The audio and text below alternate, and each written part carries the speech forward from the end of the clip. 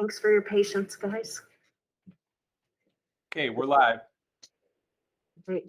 Good evening and welcome to the Arcadia Unified School District Board of Education meeting today on August 24th. It is 7:04 p.m.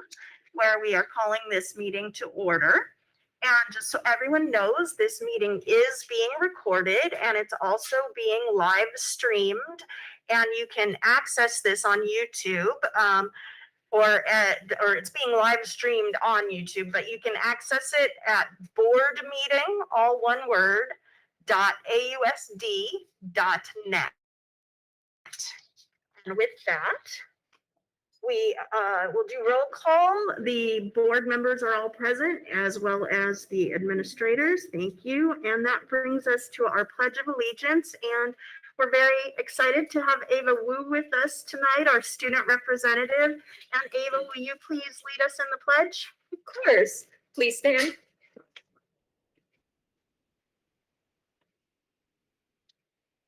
I pledge allegiance to the flag of the United States of America, and to the republic which stands one nation under God, indivisible, with liberty and justice for all. Thanks so much, Ava. And our inspiration tonight is board member Shirley Yee. Thank you, Madam President. So when I was thinking about inspiration tonight, the word that kept coming up to me was the word family. And when I think about family, you know, when we all think of family, we think of our own biological family, of course. But to me, our family extends into the community that we are all a part of. There's a definition of family that I really love that states that family is a group that dreams, laughs, and loves together, always present, not only in the good times. And this really resonated with me, especially during this pandemic, because of course I relied on my biological family for their support, but I also relied on my AUSD family. Both families were committed in caring for each other. We're striving to support each other despite our differences. And both families continue to do everything they could to make sure that all of our families were safe and cared for. Of course, families have rough patches, differing opinions, different approaches, but they also have a deep-rooted love and respect for one another. It's kind of like the roots of a tree. And you know, that's why we always see the family tree, right? So those roots kind of anchor us, and those anchors are anchored with our good memories. And those memories are things that we don't forget during those times that are not so good. It's a deep-seated history that really helps us trust one another, knowing that we are all there for the same purpose and goals. So as we continue on this new life-changing pandemic, I'm sure that I'm not alone when I say that I'm really grateful for the families in my life, and know that this community will continue to support and make decisions with thought and purpose. So as we start this new school year, I look forward to making more memories, growing more roots, and not only with my biological family, but also with my AUSD family. So lastly, I just wanted to actually thank our Arcadia community for showing how much we all care about each other and then our health and our safety. And that is my inspiration for tonight. Thank you so much, Mrs. Yee. That was beautiful. That brings us to the approval of the agenda. And I'd like to suggest we have several audience comments tonight, and we'd like to devote a lot of time to give people a chance to express their opinions and perspectives. And in the normal agenda, that would happen prior to our ASB report. And we are so lucky to have all of our students with us tonight. And we all know how busy these kids are and how much homework they have. So I am wondering if I could get a motion to, out of respect for their time as well, allow the ASB report to precede audience comments. I'll motion to change the order and have the ASB report. Okay, to approve the agenda with that change. All right, do we have a second? Okay, thank you, Mrs. Kinsler. So the motion was made by Mrs. Yee, seconded by Mrs. Kinsler. Any question or discussion? All in favor, please say aye. Aye. Any opposed? Right, motion passes unanimously. So we will absolutely get right to our audience comments, but we would like to allow the ASB report to go first. So I will turn it over to you, Miss Wu. Okay, thank you. So I'm gonna go ahead and move over to the podium.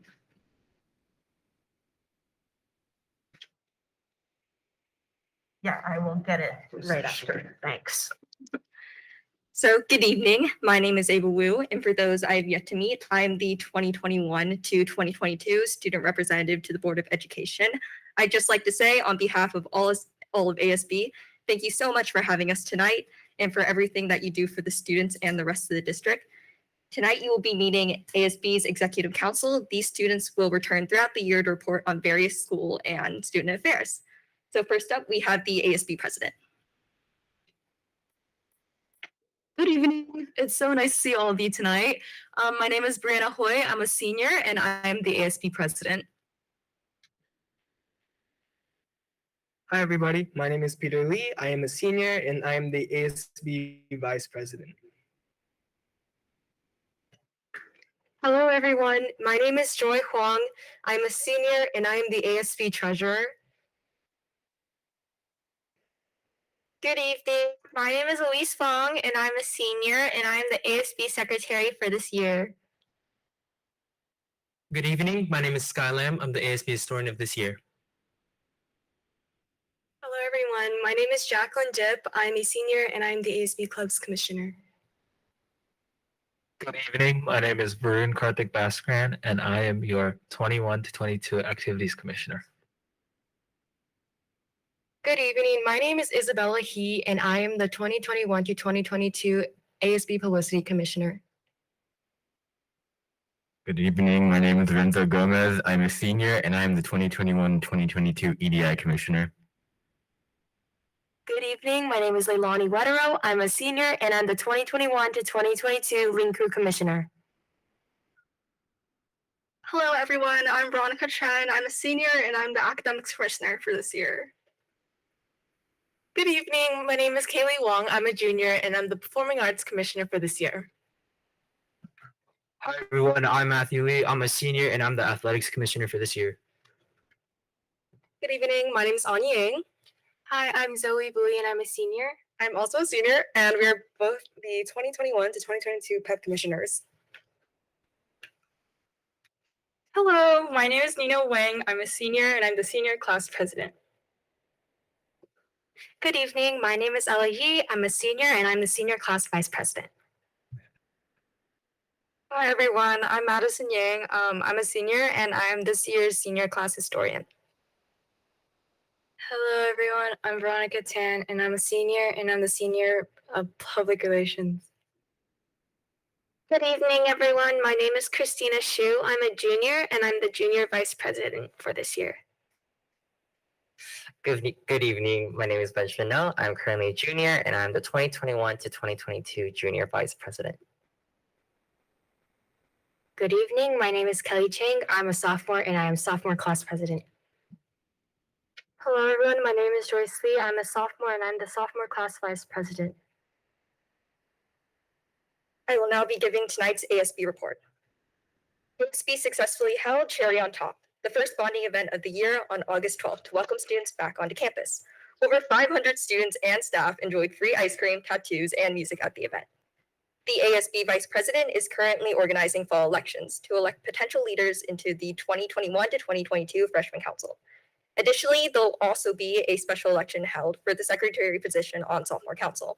The election season officially begins on August 31st. So if we could please have the historian report projected. Thank you. Next slide. Next slide.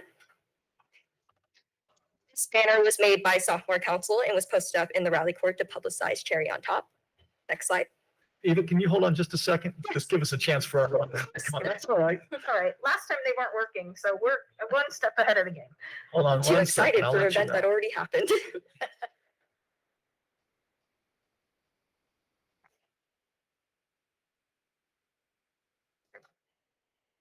All right, Okay. thank you. Next slide, please. So these are Arcadia High School students eagerly waiting for their ice cream. ASB members manning the toppings bar wearing handmade cherry headbands. A delicious Sunday in the making. Mr. Press, Mr. Vo, and Mr. Munoz posting for a quick picture in front of the rally court. And then girls tennis enjoying some cold ice cream after a long practice in the heat. That's the end of this story report. Thank you. So moving on, the club charting process for the upcoming year concluded in July with a total of 48 AHS clubs being chartered. During this process, ASB Executive Council examined all clubs against Arcadia High School's codes and guidelines for chartered clubs.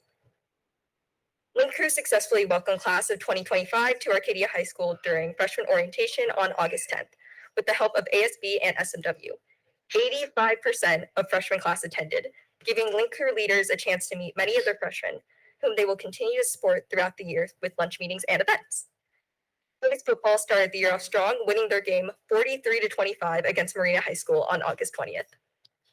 The PEP commissioners are currently planning for the 2021 homecoming assembly with the activities commissioner and sophomore council.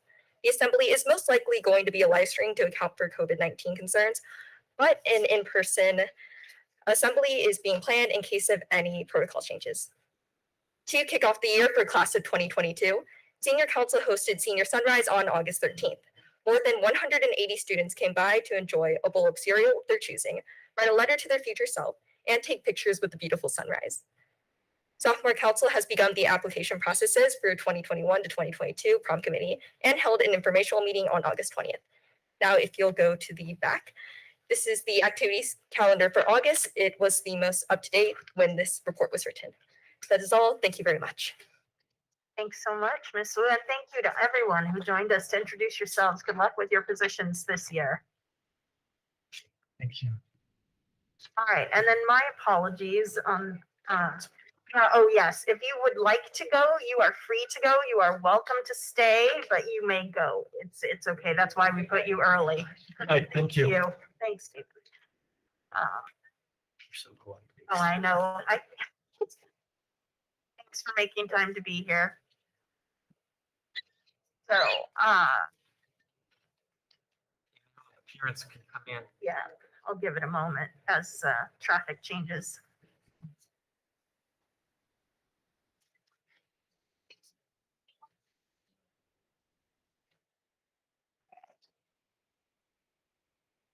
So we'll go ahead and move on with our meeting agenda, and I apologize. I should have done this prior to the students talking, but I am new to this job, so thanks for your patience. And we did have a closed session this evening, and I need to report out on the action that the board took.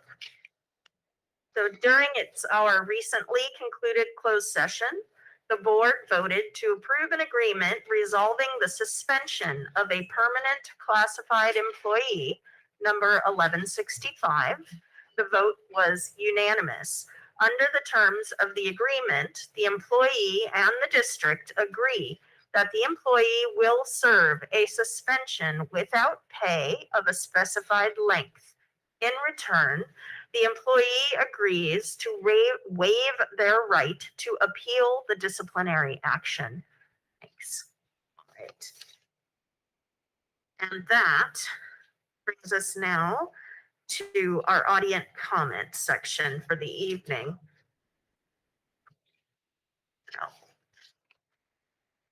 Our board respects the right of our members of the public to speak to the board regarding matters on the agenda and other matters within our board's jurisdiction. In accordance with board bylaws, individual speakers will be allowed 3 minutes tonight to address the board. A maximum of 60 minutes total, so an hour, will be allotted for public comment. To ensure that everyone who completed the request to speak card has an opportunity to be heard, we'll be keeping time, and we will inform each speaker when they have 1 minute left and when their time is up, so that the meeting can proceed in an orderly and efficient manner.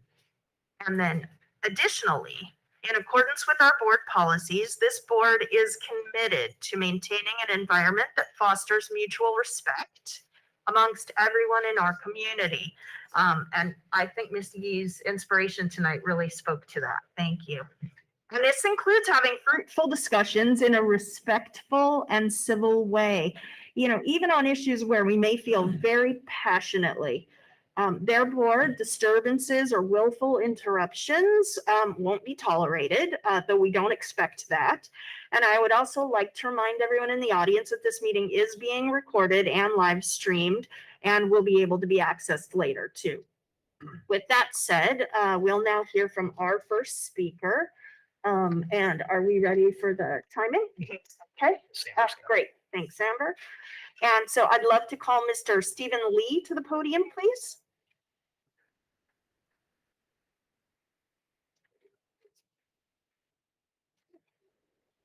Hi, good afternoon. I'm Stephen Lee. I'm the founder and CEO of Project Town Launch, or PTL for short. We're a 501c3 here in Arcadia, and our mission is to partner with businesses and community organizations to create internship opportunities for all high school students. And I'm here today to invite the Arcadia Unified School District Board to our PTL award ceremony, where we'll provide scholarships to our 9 PTL scholars, one of which is Arcadia High senior Bethany Xiao from Arcadia High School, interning at fintech company Cheese Financial. As a fully student-run and founded organization, we understand the importance of internships. Considering internships are a gateway to many professions, improving access to high school internships will promote economic equality. However, high school internships are rare, very rare, speaking from experience, and having access to them is even rarer. Project Town Launch is a movement dedicated to providing meaningful internships for all high school students. I would like to publicly thank 21st Century Real Estate Senior Partner Kevin Kwan, based in Arcadia. And I'll follow up with more details of the event and a formal invitation later this week. My hope is for PTL to partner with Arcadia Unified this year and recruit more students to our upcoming programs. And as a Camino Grove Elementary and Dana Middle School alum, and thank you, and an Arcadia resident, I love this community and I want to support my fellow students. And to the public, I would appreciate if anyone could check us out at P Talent Launch on Instagram or Twitter. And our website is www.projecttalentlaunch.org. That's www.projecttalentlaunch.org. And our GoFundMe, shameless plug, is gofundme.com/ptalentlaunch if you want to help us support the next generation of talent. Thank you so much. Thanks so much, Mr. Lee. We love hearing from alums. And our second speaker will be Miss Cynthia Zhou, or Xiao. I apologize if I'm mispronouncing it.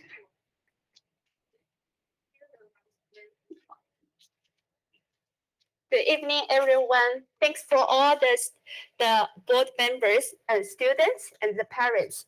I'm here not only as a parent of the AUSD, also I'm a data scientist that closely monitoring the COVID in the past 1 year in the Kaiser Permanente. So as a data scientist, I'm using my major to highly support the mandatory COVID test in the AUSD. So let's put some numbers here. So demographic, this one all from the Los Angeles, the public health website, is closely showing 40% of the COVID positive cases recently contributed from the age under 18. And let's take a look of those between 5 to 11 who are ineligible at this moment to receive the vaccine. 9% of them have the chance to get the COVID. So in terms of that, it might be a really high number. In the week, ending as last week, the reported 180,000 kids under age 18, they have been tested COVID positive. And it's actually fourfold from the one previously. So the Delta variant attacked us more stronger than everybody thought. In the the Los Angeles Unified School District, what they do, they mandatory every student, every staff to have the weekly COVID-19 test before they go into in-person study. And still this program going on right now. How many students are they have? 450,000 students right now has been tested in the Los Angeles Unified School District every week. So what they found, according to the report in the guidelines, August 19th, 118 cases in one day. According to last night, the most recent one, 1,900, the new cases has been reported last week and affected 6,500. The students has been quarantined in the school. So how about in the AUSD? Thanks for staff working on this dashboard. I really appreciate. This is a new report I got this afternoon. We only have total 8 cases has been confirmed. And the rate is really low, 0.8%. But is that the truth? Because we don't have enough tests. I highly suspect it if we tested more. So when I add all these numbers together, we have 3,775 kids now currently in our elementary school. They are not eligible for the vaccine. If we didn't test it, what happened in next week? 40,000 students may be quarantined in school. So, sorry, 1 minute. The reason And is actually, I do apologize. And Yeah, we just really one sentence. appreciate your thing. One sentence, we'll go ahead and then Yeah, we'll one go ahead and go sentence. to the next speaker. I'm not Perfect. just trying to protect my kids because my kids get vaccine already. I'm here to protect all the AUSD students, parents, teachers, staff, and all your guys because 11% of the breakthrough among the fully vaccinated adults. So that's my concern. Thank I want to you. protect everyone here.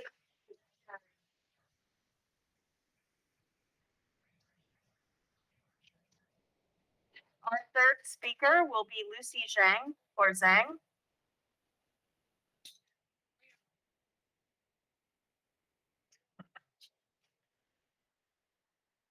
Good evening, everyone. Thanks for the opportunity for us to speak tonight. My name is Lucy Zhang, and I moved to so many cities. I used to be a New Yorker, so we choose California. We choose Arcadia because everyone knows here, they have the best school district here, best school. I have 3 kids. I have 2 kids in the Dana Middle School and 1 kid in the Camino Grove. So I wanted to bring up the 3 issues here. My 2 kids go to Dana. The reason I prepare lunch for them because there's the line is very long.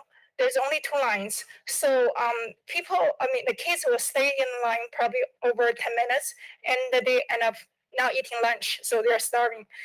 So I will, if possible, we can hire more staff, have more lines, or we can have a vaccine the volunteers, parents volunteers to help for the lunch to reduce the lunch hour, lunchtime. That's the first issue. The second issue, my kids told me they have to punch in the numbers, their ID numbers into the computer. So that will cause delay.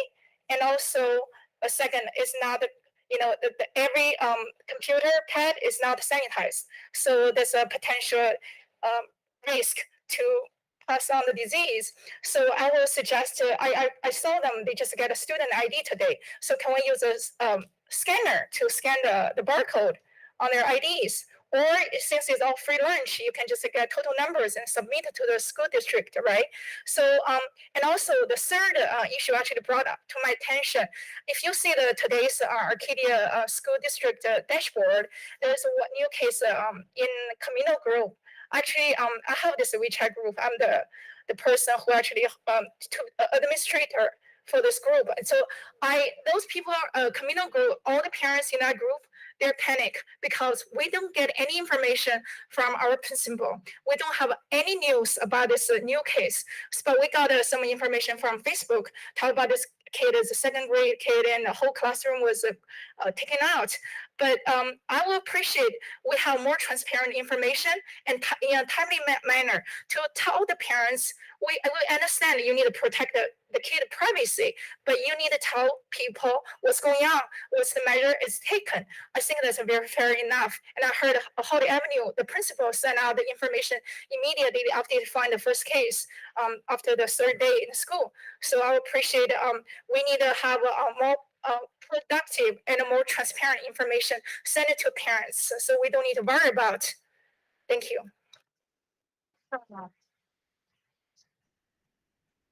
Our next speaker will be Tina Liu.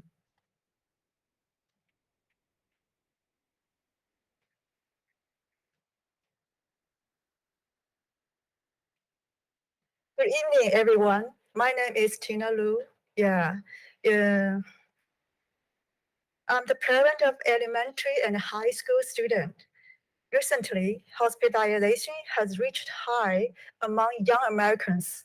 That's why we parents are concerned about the safety precautions at school.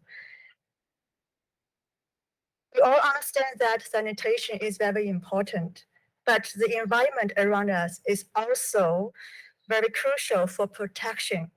We constantly have to touch the doorknobs, the lunch tables, and so on.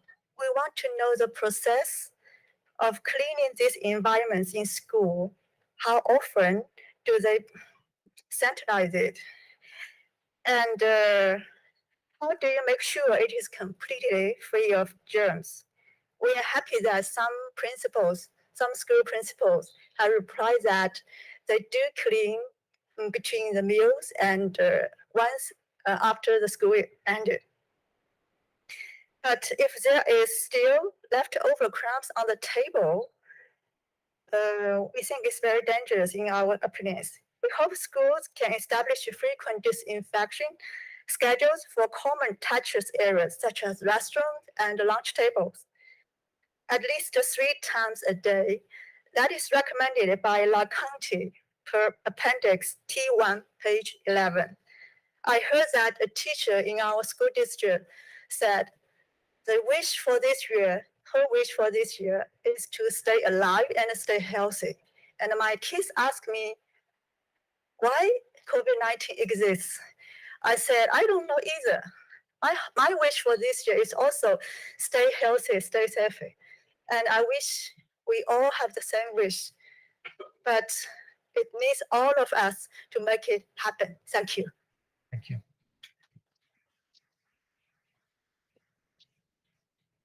Lindsay Bell.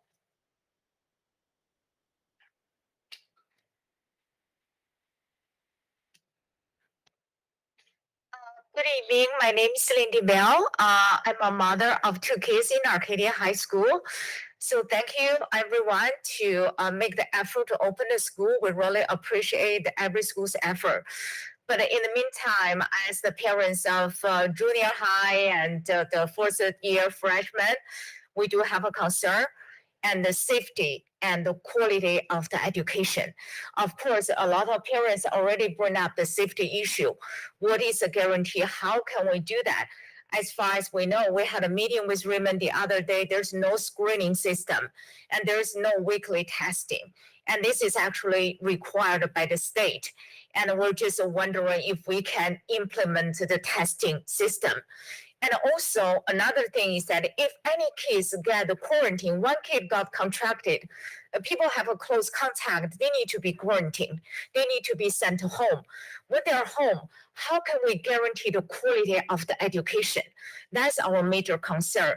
As we discussed with Raymond, thank you so much for spending time with us. So it's basically just a self-learning. As a parents, we have a concern. Is there a way for teacher to record a class or to have more effort? How can we, maybe we have a set up the separate teacher for those people, for those students who are quarantined, and how can we educate them? So that's the major concern that I want to bring up to everyone's attention. I think this is as a parents, we're willing to volunteer to help whatever we can support to the school to make the whole study system better for students. Thank you.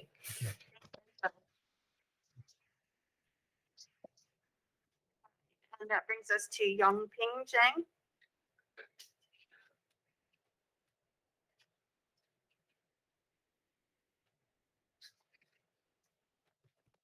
Zhang. Good evening, all board members, Dr. Xiao, Dr. Zhang. Thank you for allowing me to speak tonight. I'll try to stick to the notes because I can be very talkative. Sorry. I'm an assistant professor of Cal Poly Pomona. I'm here tonight as a parent of two kids. One is a first grader and another is a fourth grader, and both of them are enrolled in Rancho Learning Center. I'm also here to represent more than 60 parents whose kids are currently enrolled in the Rancho Learning Center. We want to request ILC assign one teacher for each grade. Right now, students from 5 grades, they are shared one teacher. So like TK to 3 grades, they're only sharing one teacher. According to the California Department of Education, the independent study student-teacher ratio should not be higher than the student-teacher ratio of the regular classroom.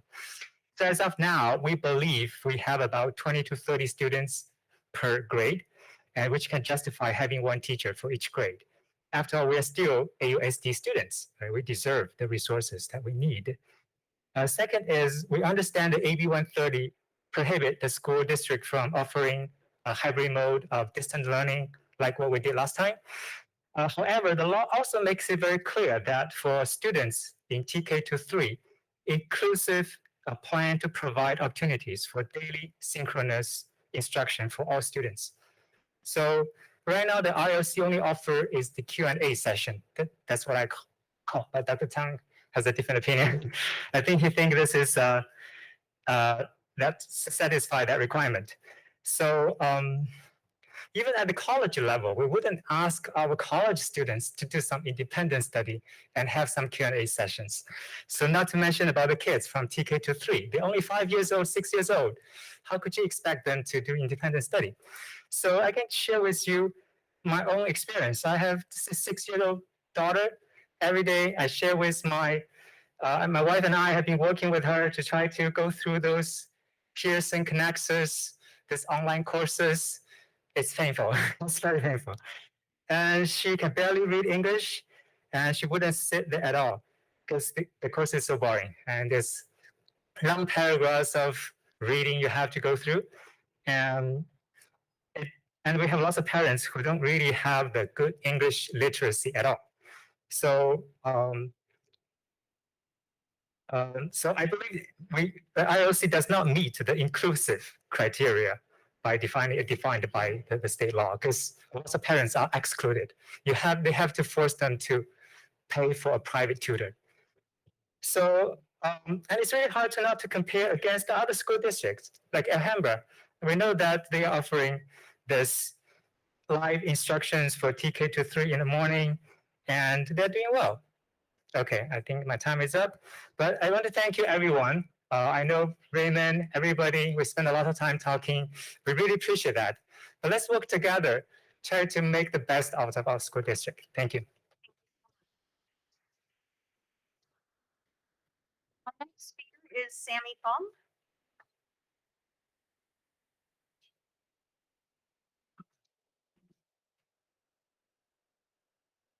Good evening, everyone. My name is Sammy. I'll make this short and sweet. Winter is around the corner, meaning more cold and flu mingle with the Delta. It is imperative to have a contingency plan when online must becomes an option and not knowing if the school has any. Secondly, what is the current plan in place of learning for students or being quarantined? Arcadia High School is a competitive school and no student want to miss school to catch up and further stress out during the quarantine. Teachers should make class recordings available for quarantine students. And last time when we had meeting with David, Lee, and Phantom, we have talked about including students returning to school. Recovery from COVID will be implemented into the dashboard, and we'll be looking forward to that. Thank you. Thank you. Lynn Pham.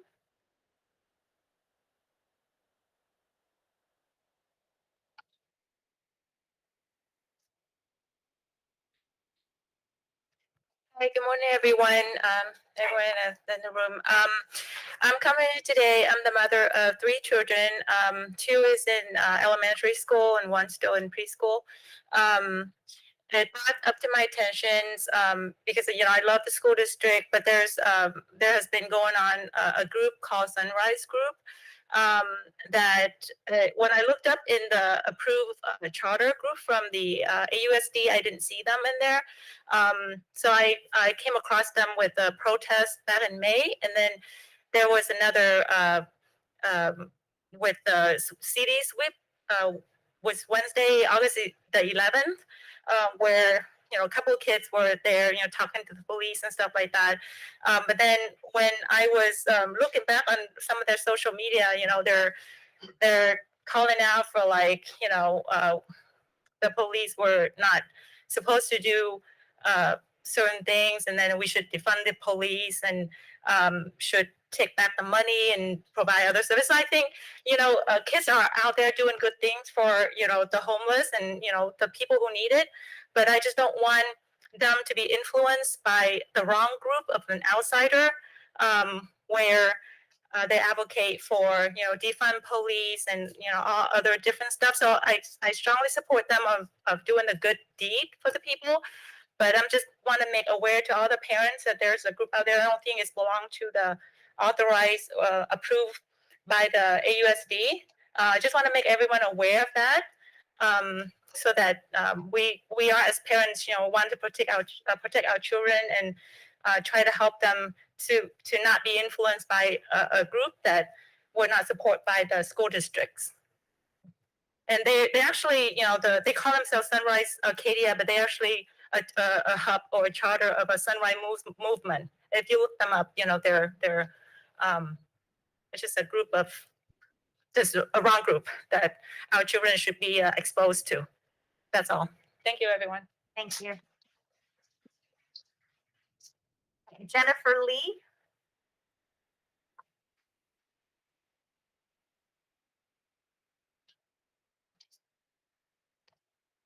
Good evening, everyone. I represent a group of concerned elementary school parents.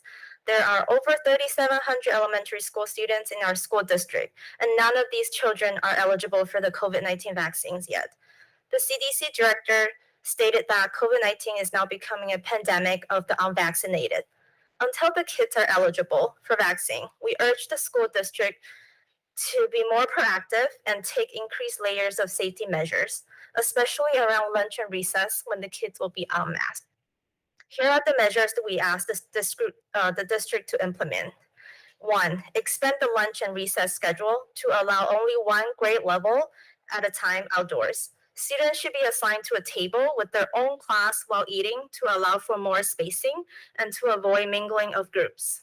2, inside the classroom, we ask the teachers to maximize physical distancing between students, and there should be no sharing of desks and supplies.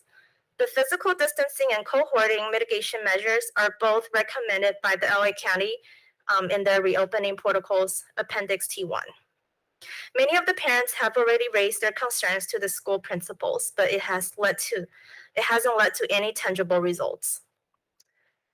We want to see the school district taking more responsibility to provide more guidelines to the individual schools so they can implement all these safety measures with the same standard across all the school sites. As parents, we really want to know our schools are not only a place to educate our kids, but also a place where they are kept healthy and safe. Please follow the examples of many of our neighboring school districts and don't let us AUSD fall behind. Let us be proactive instead of reactive when it comes to protecting our children. Thank you. Next speaker is Xiao.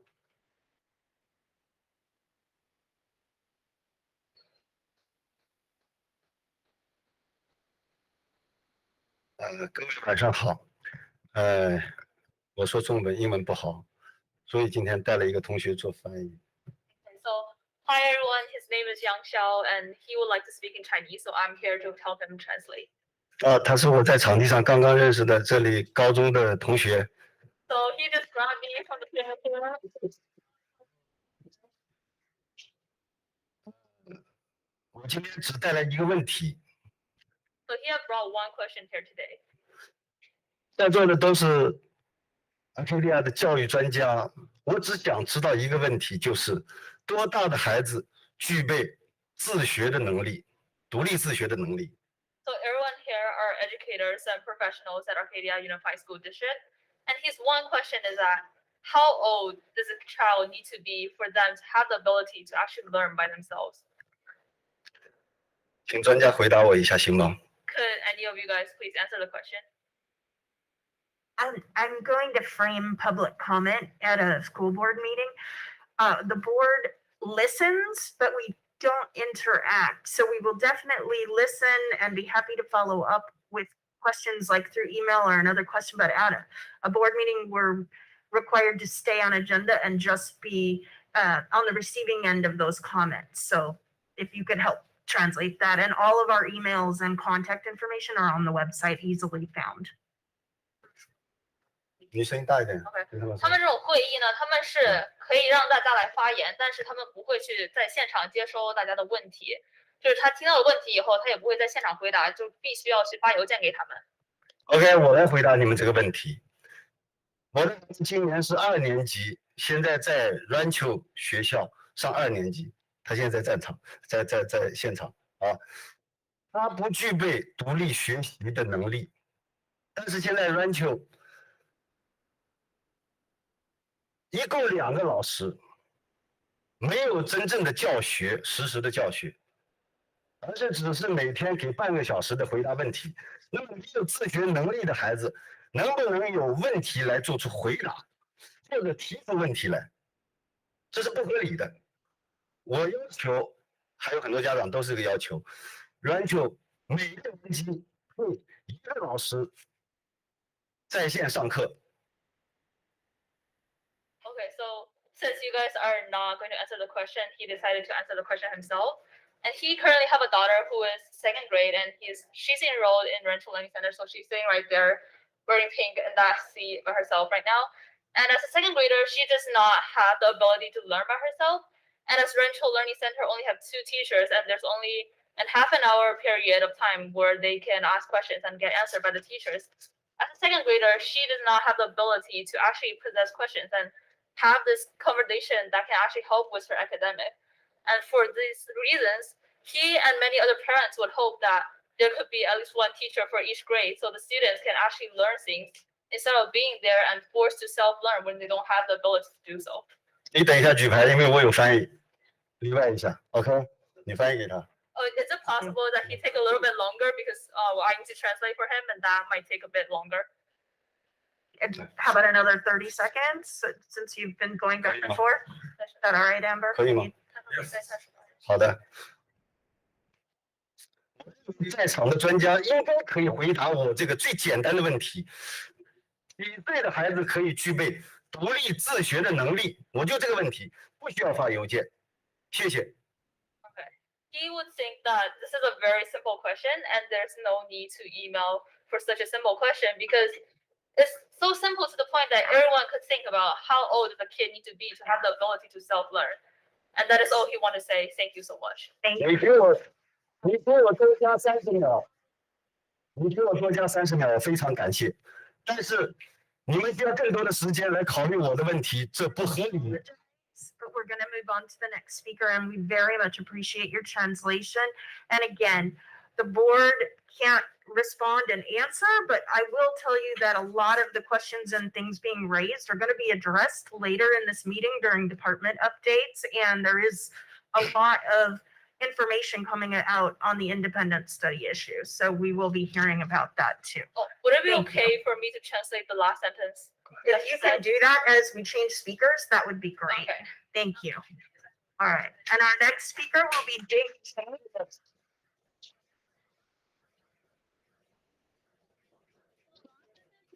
But that he is really thankful for this opportunity to speak here, but he will also like the board to carefully consider the suggestions he and other parents representatives have made. Of course. Thank you again for translating.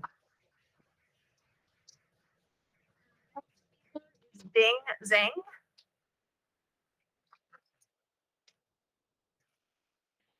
Hi, good evening. I'm Dean. I'm a father of a sixth grader, and my daughter is just sitting over there. We noticed for Hill Middle School, even though we have the symptoms check every morning in the email, but nobody's checking it. Nobody's asking for the results.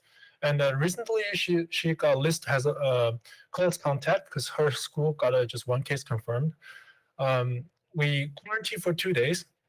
Again, there's no online classes, like everybody mentioned, and also during the quarantine, she was recorded as absent. She's a hard student, hardworking student, but definitely we don't want this quarantine affect her scores. So I think we can figure out a different system to recording everything like this. And then when she go back to school, we did the test negative, but school never ask for it. And actually, I got a phone call during the quarantine said she can even, without any test, she can still go back to school if she exposed for 10 days. We don't think this is a safety action. We definitely would like to everybody go back as a negative, safe for the others. So we did wait till the result come out and let her go back to school. But school never asked for the result. She just go back as a normal. Nobody is checking it. So I think this is also a very unsafe action. So I'm raising this concern to you guys, and please consider it. Thank you.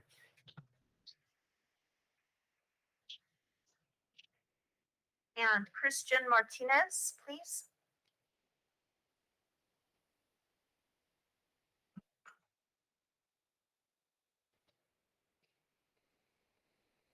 Christian Martinez, they're finding. Okay. Thanks for everyone's patience.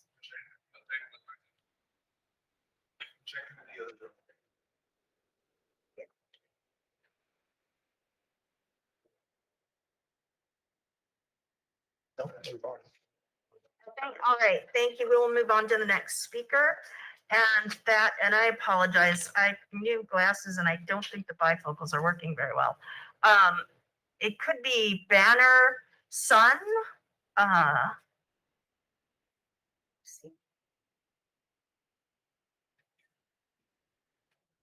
Okay, so Mr. or Miss Sun? Oh, hi. Oh, come on up to the front. So, my name is Bauer Sun, but you can call me Elsa, and I'm in 4th grade at Baldwin Soccer Elementary School. And I really like school, and I really want to go back, but I'm afraid of COVID-19, and that's why I'm part of Rancho. And my sister, who is in kindergarten, is also online, and she can't do it by herself, and she sometimes needs help from my mom, who doesn't exactly know English that good. And I sometimes have technical problems, so I would really like it if there's teacher live all day like last year. And that's all. Thank you, Bauer. You should be really proud of yourself. And that brings us to Mr. Stephen Dye.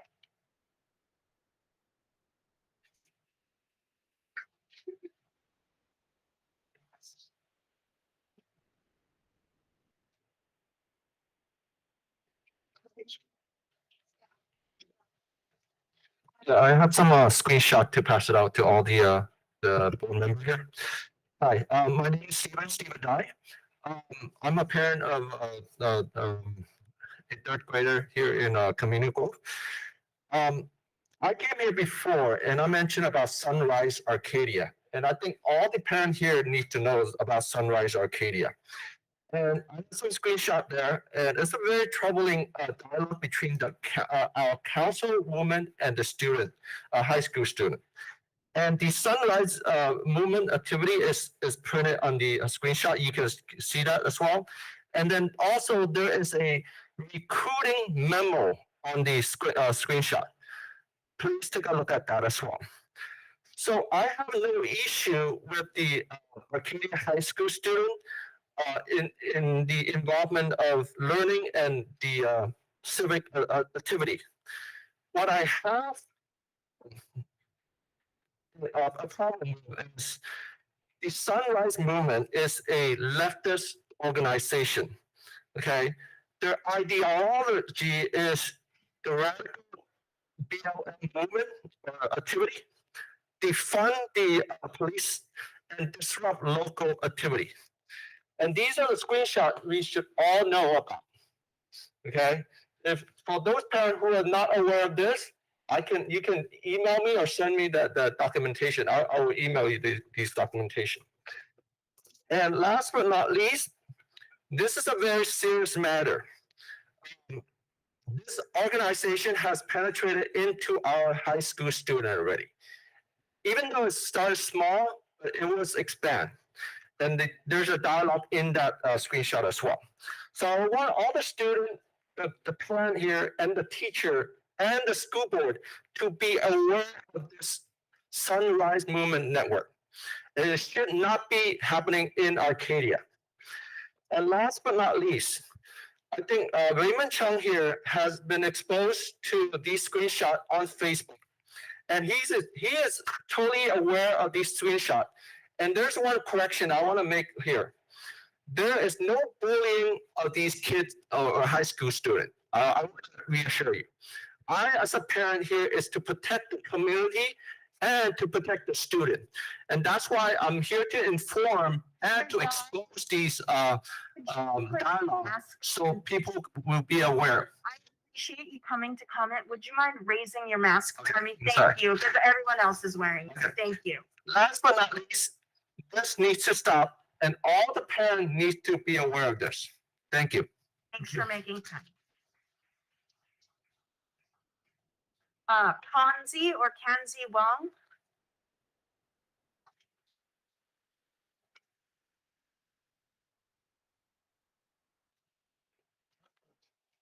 Hi, my name is Hanza Wong. I'm a psychologist in private practice in Arcadia, and I am a mother of a 5-year-old son.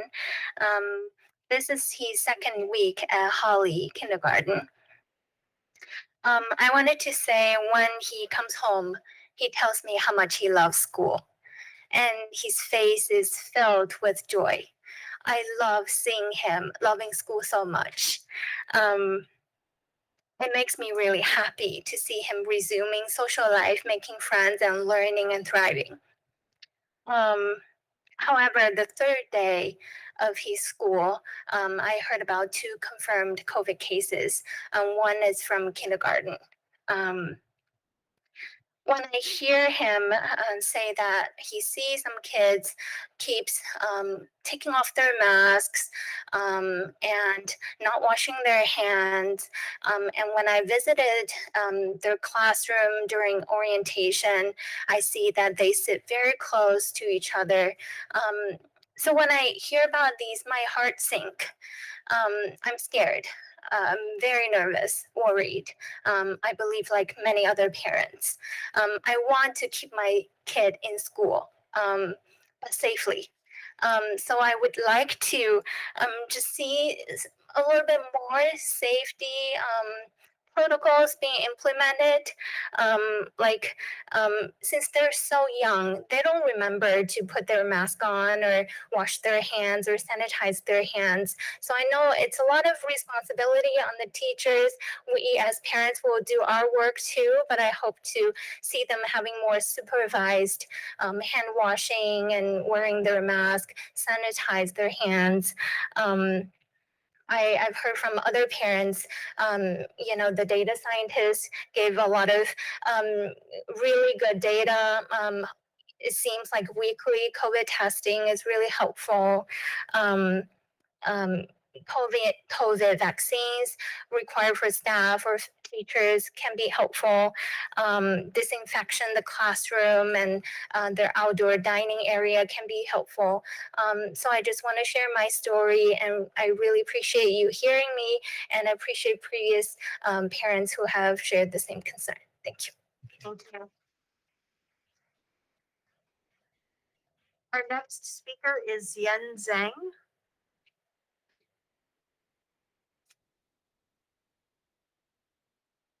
Hello, my name is Zhang. I am in sixth grade and 11 years old. I am in Foothills Middle School.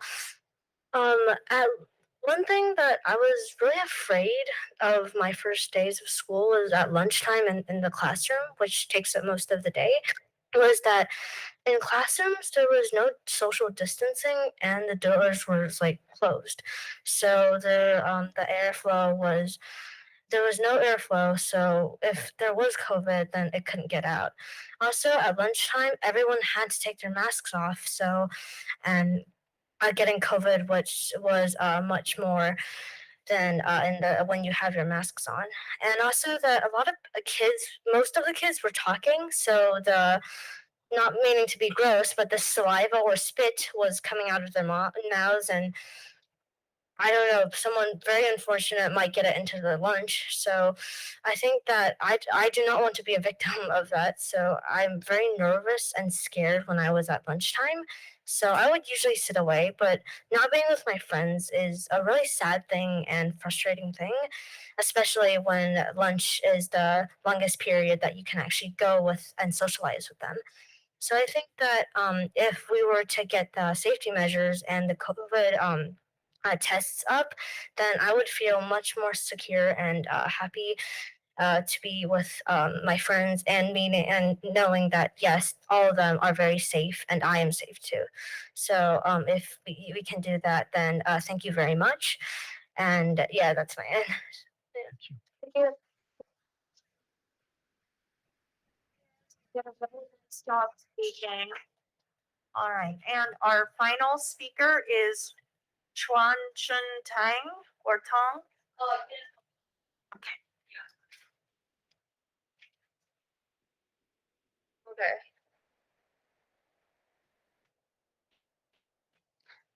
So I don't actually need the mic here, but hi everyone. Today I'm Ella Tang from Arcadia High School. I'm currently a senior at Arcadia High. It's my last year at Arcadia High. I obviously love this district. I've been here ever since middle school. I went to Foothills. My brother has been to Camino Grove and he's now in Dana. I have a younger sister who is just coming into Camino Grove and everything is new to her school and just in-person stuff with mask on.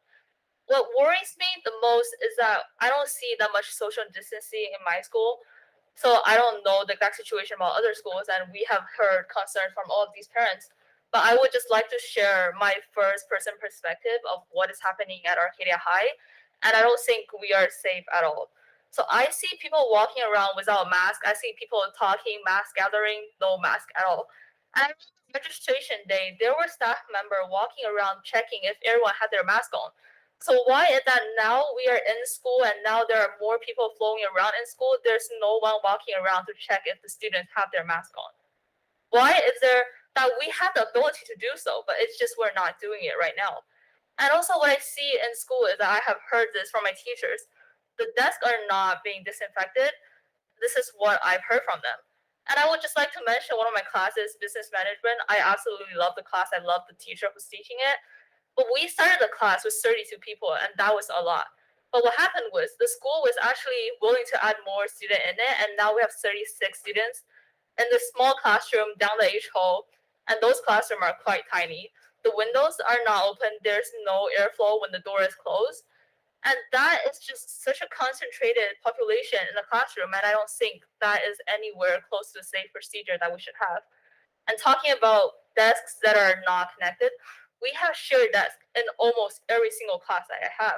And it does not seem like the school really cares whether there is COVID-19 or not. It almost seems as if we are normal just with a mask. And oftentimes the masks are not even on. And now moving on to lunchtime, I personally feel that I am safer compared to a lot of other students because I eat at the speech and debate classroom as a speech and debate student. But I see so many people that are just sitting down on the floor among the hallways, and there are at least 20 people in each hallways. And now moving on, we have the red tables and the lunch quad. Those are mass gathering. They are just, I can't even believe how many students are there. And talking about the lines that you have to wait to get the lunch, if there's not at least 20 minutes, there is no way you can get your lunch unless you're magically so fast that you got there, you're the first person. Then you can get it in like 5 minutes, but otherwise, it's a really long way. And honestly, Arcadia High is a really big campus, and we don't really have enough time to walk around. It's so much mass gathering that I don't feel safe at my own school. That I've been here for so long, and I should know the environment, and I should feel safe to study here. And I would want to be a proud graduate from Arcadia High, and I would want to be proud of my school. But the safety procedures now, it makes me more worried than proud. Thank you. Thanks for making it. That concludes the audience comment section of the meeting tonight. Thank you to everybody that made time to express your views and to share your experiences with us. That brings us to our introduction of Officer Evelyn Calderon, our school resource officer. So I will pass this on to Dr. Benazdal. Thank you, Madam President. I wanted to introduce this before I turn it over to Dr. Forsey, because this has been a long-standing partnership between AUSD and the city of Arcadia. I should have done my research to find out exactly how long it's been, but I came in 2005 as principal for Arcadia High School, and we had a strong partnership at that time with an SRO, and I can't tell you how beneficial that was at the time as a new principal to the high school to have someone that I was able to collaborate with over at the police department. And here's something that I think sometimes is a misconception, is that the way we use our SRO, our officer that we share with the city, it's not about discipline or arresting people.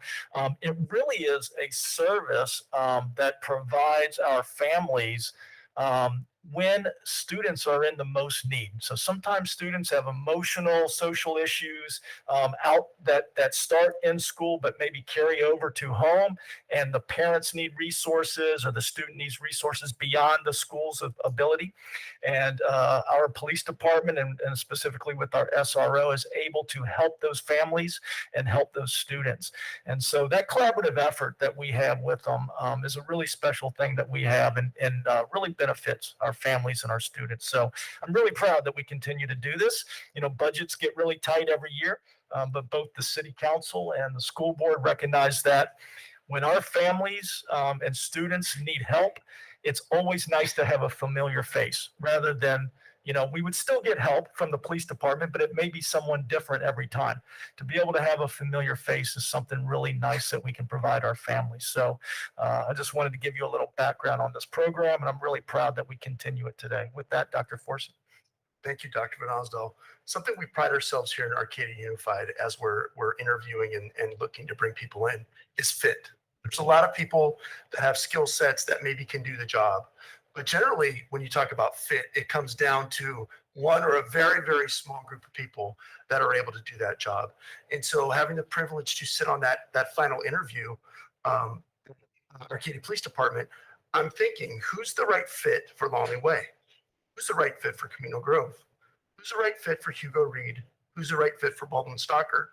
Who's the right fit for Holly Avenue? Who's the right fit for Highland Oaks? Who's the right fit for Rancho, for Dana, for First Ave, Foothills, and Arcadia High? And that's a heavy burden for someone to carry. There's a lot of different kids and a lot of age groups. And during that process, it was clear that Detective Calderon was that right fit.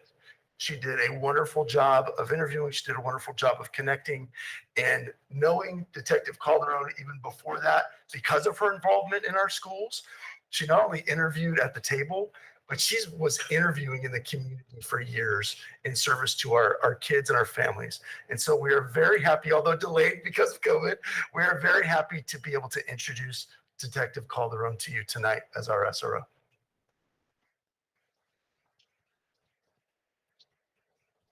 Thank you for having me. So again, my name is Detective Calderon. I've been with the Arcadia Police Department for over 5 years now. Since then, I've been involved with our youth all over the place. I run our Explorer program, so that's between ages of 14 to 18 years old. I also do our internet crimes against children investigation. I ultimately, like they said, I'm not here to discipline your kids and be upset and take them to jail. That's not what I'm here for. I'm here to actually take care of your guys' kids and to support this school in all they need. And that's at any school your child in need of. I heard all your guys' concerns today. I have a child of my own that attends a public school. So just as a parent, I understand where you guys are coming from as well. So again, the door's open. I'm here as the middle person between the police department and the school district. So again, I'm here for your kids, the school board, school district, all over. I'm here, just here for your guys' mental health, physical health. That's all those things worry me as well. So I just want to say thank you guys. And it's an open door. So if any of you guys ever have questions, you guys could also find my information on the Arcadia Unified School District, and just feel free to contact me, call me, and I'll get back to you guys as soon as I can. Okay? Thank you.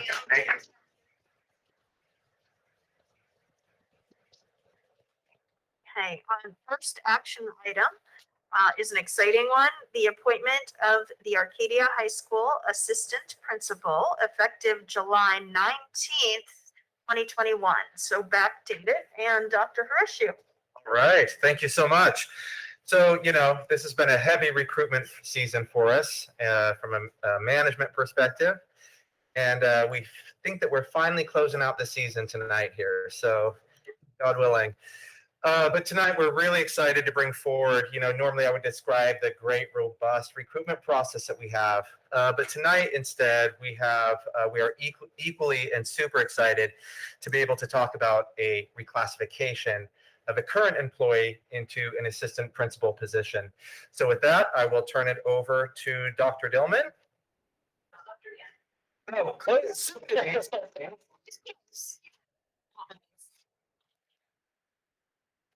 Thank you so much for having us here and recognizing our two new assistant principals. I'm very, very excited for Mr. Kearney to be joining our group of assistant principals.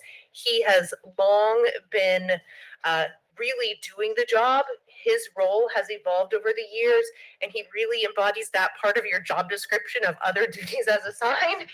And he has taken on more and more, and we just had time to pause and reflect that he truly embodies everything that we would want from an Arcadia administrator, especially an assistant principal. And we are so thrilled for him to very rightly come up to assistant principal. Thank you. Go back to the board for a vote. Thank you. I would like to move to approve the appointment of Keith Kearney to the Arcadia High School Assistant Principal effective July 19th, 2021. Second. All right, the motion was made by Mrs. Kinsler, seconded by Mr. Eng. Any further question or discussion? All in favor, please say aye. Aye. Aye.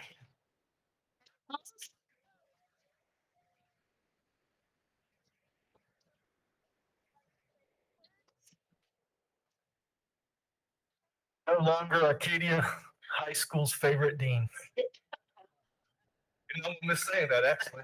For the next hour, I'd just like to talk to you. No, really, I just want to thank you all for the opportunity. I appreciate my three principals for just taking it upon yourselves to make it the time now. Thank you to the executive team, to the board. You could say, "Are you crazy? Why now?" But you didn't, and I appreciate that. Thank you, and thank you to my colleagues because they had to put up with me. So, thank you again, and all I can say, I'm very appreciative of this opportunity.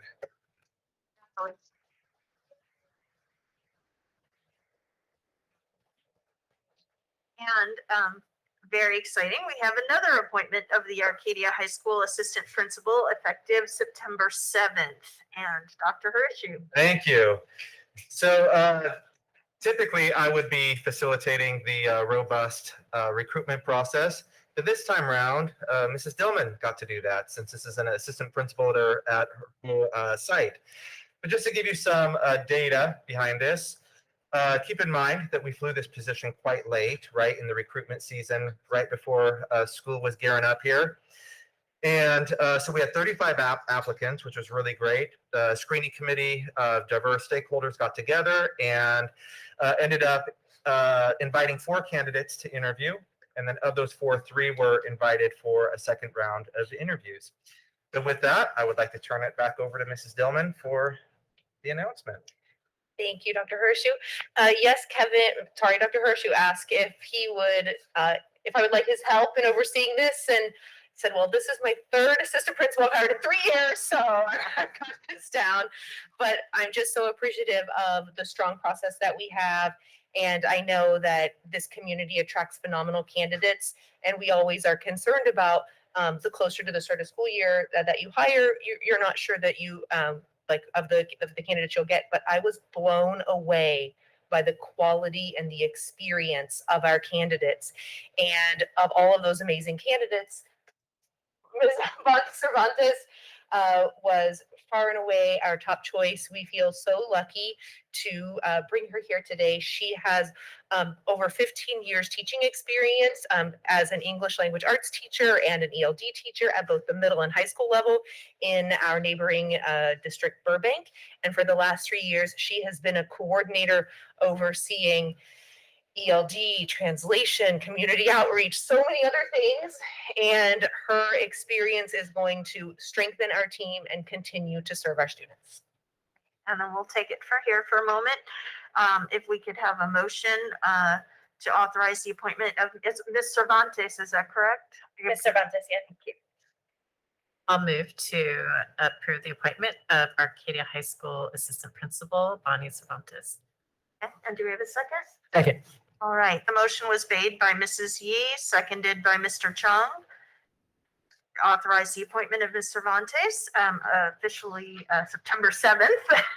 And all in favor? Any opposed? Wonderful. Motion carries. Congratulations.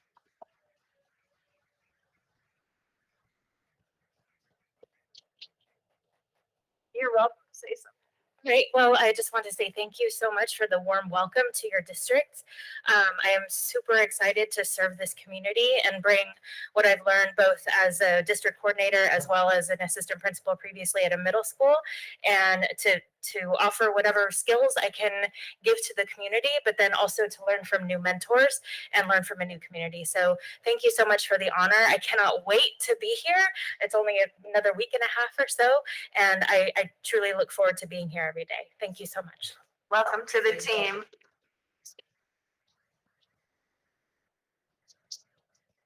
Thanks, Ms. Dillman. Thank you to the high school team for coming to support. Yes. Appreciate seeing Nice you. to see you guys. All right, and we have the appointment of the Citizens Measure A Oversight Committee members. Mr. Elson. Yes, good evening, everyone. So Measure A parcel tax. I'll actually give them It's like Rachel's doing her clearing duty. Measure A, which is our parcel tax, was originally approved in 2012. And that brought in about $3.4 million in local revenue to Arcadia Unified. And that gave us some independence from Sacramento. That was a 5-year parcel tax. Our community was very generous to again renew the Measure A parcel tax in 2017. It's now at a higher rate, and it brings in about $4.3 million a year. And it is for an 18-year time span. We are very grateful for our community support. One of the requirements of the Measure A parcel tax is a Citizens Oversight Committee. And there's three requirements or 3 duties of the Oversight Committee. The first is to inform the public of the district's expenditures of the parcel tax proceeds. The second is to review expenditure reports that are provided by district staff to the Oversight Committee. And then lastly, to present an annual report to our Board of Education with their review of our expenditures for that school year. We recently updated our bylaws, allowing our committee members to serve 3 2-year terms. And so we have some ongoing committee members that I'll just mention. They are in the middle of 2-year terms. Calvin Lynn is a parent. Jennifer Tom is also a parent, and Sharon Van Kirk is a community member. And so this evening, we are recommending the following appointments for the Measure A Oversight Committee. Anthony Leung is a senior citizens group member. He'll be beginning his second term. Jennifer Vargo, a parent, will be beginning her second term. Raymond Minster is a community member beginning his third term. And Denise Weaver is a business representative beginning her third term. All right, can we have a motion to approve the appointment to fill the open positions on Citizens Measure A Oversight Committee? Sorry. I move to approve Anthony Leung, Jennifer Vargo, Raymond Minster, and Denise Weaver to the Citizens Measure A Oversight Committee. Second. Wonderful. The motion was made by Mr. Chung, seconded by Mr. Eng. Any discussion or question for Eric? No. All right, all in favor, please say aye. Aye. Any opposed? Motion carries. Thank you. And you are up again, I believe, as we discuss the appointment of the Measure I Citizens Bond Oversight Committee members. Yes.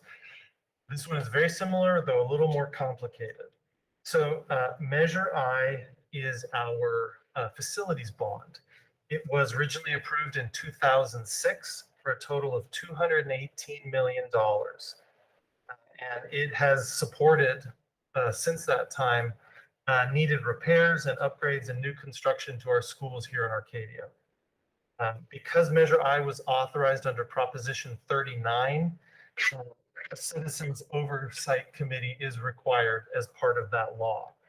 Again, the three same requirements exist for this Oversight Committee.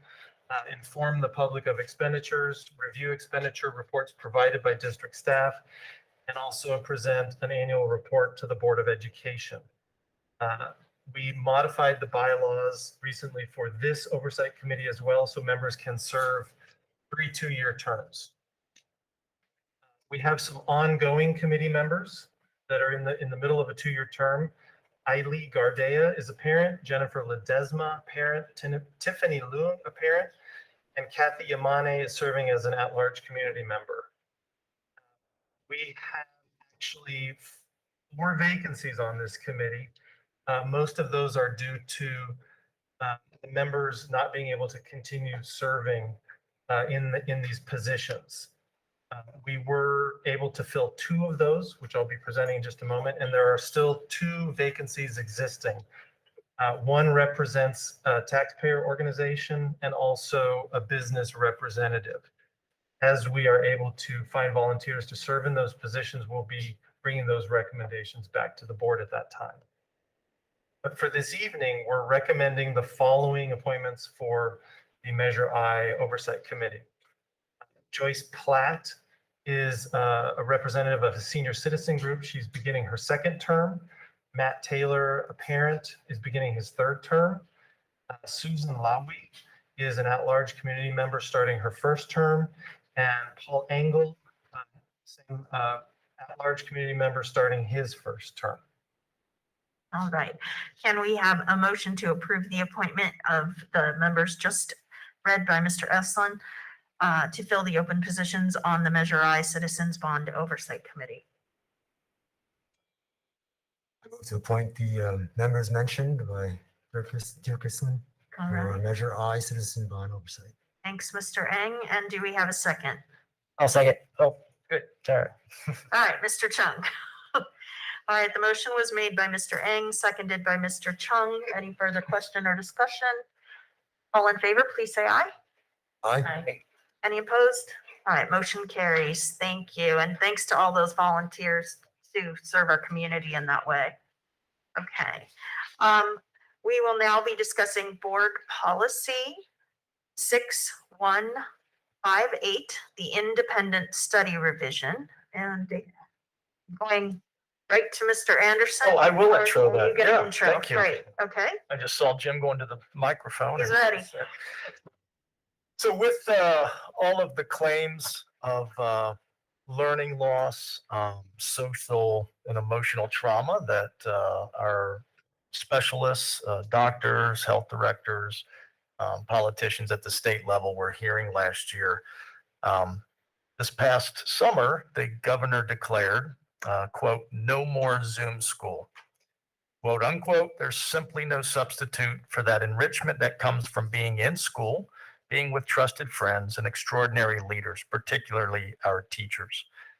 So with that, the governor decided to make a unilateral decision that we would allow the flexibilities and the waivers of what we were doing last year. So the waivers and all of those flexibilities from seat time and how kids were graded, et cetera, that would expire.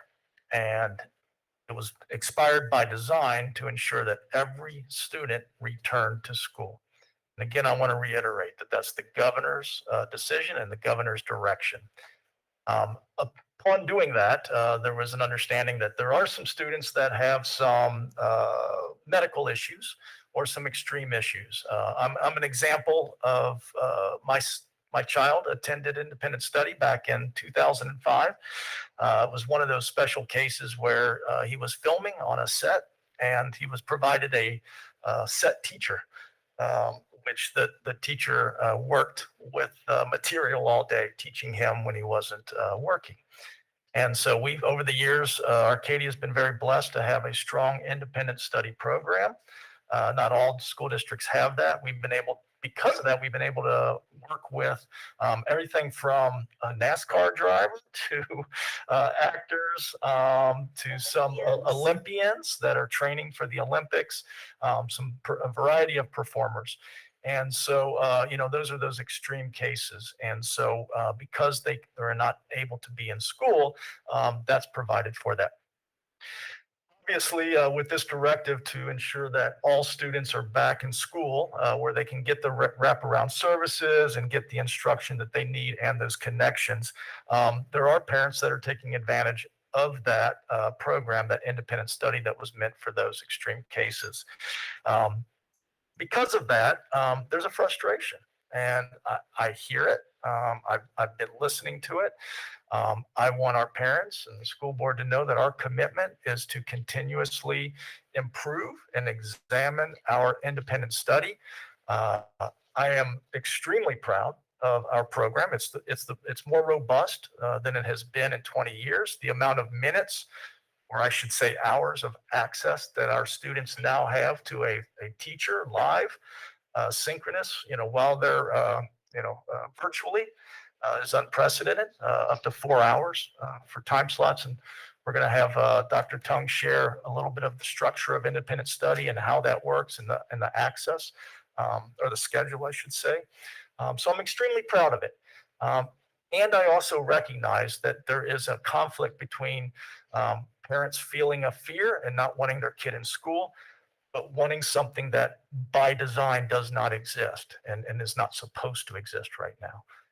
But I want to acknowledge that because I do get it and I do understand, hearing a parent say, home all day trying to work and my child isn't getting that instruction and isn't getting that.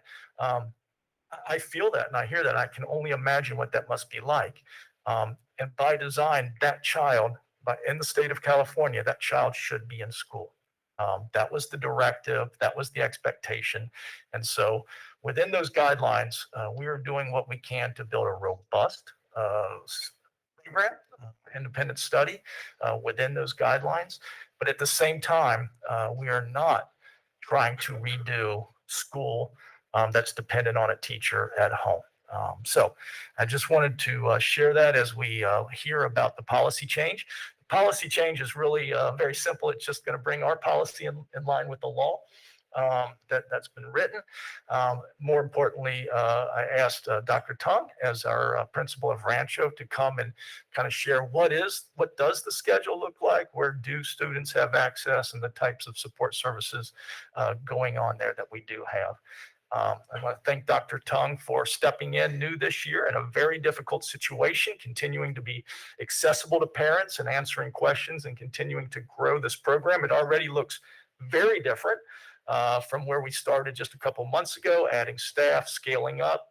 And so with that, we'll start with the policy and then we'll follow with Dr. Tang talking about the program. So thank you.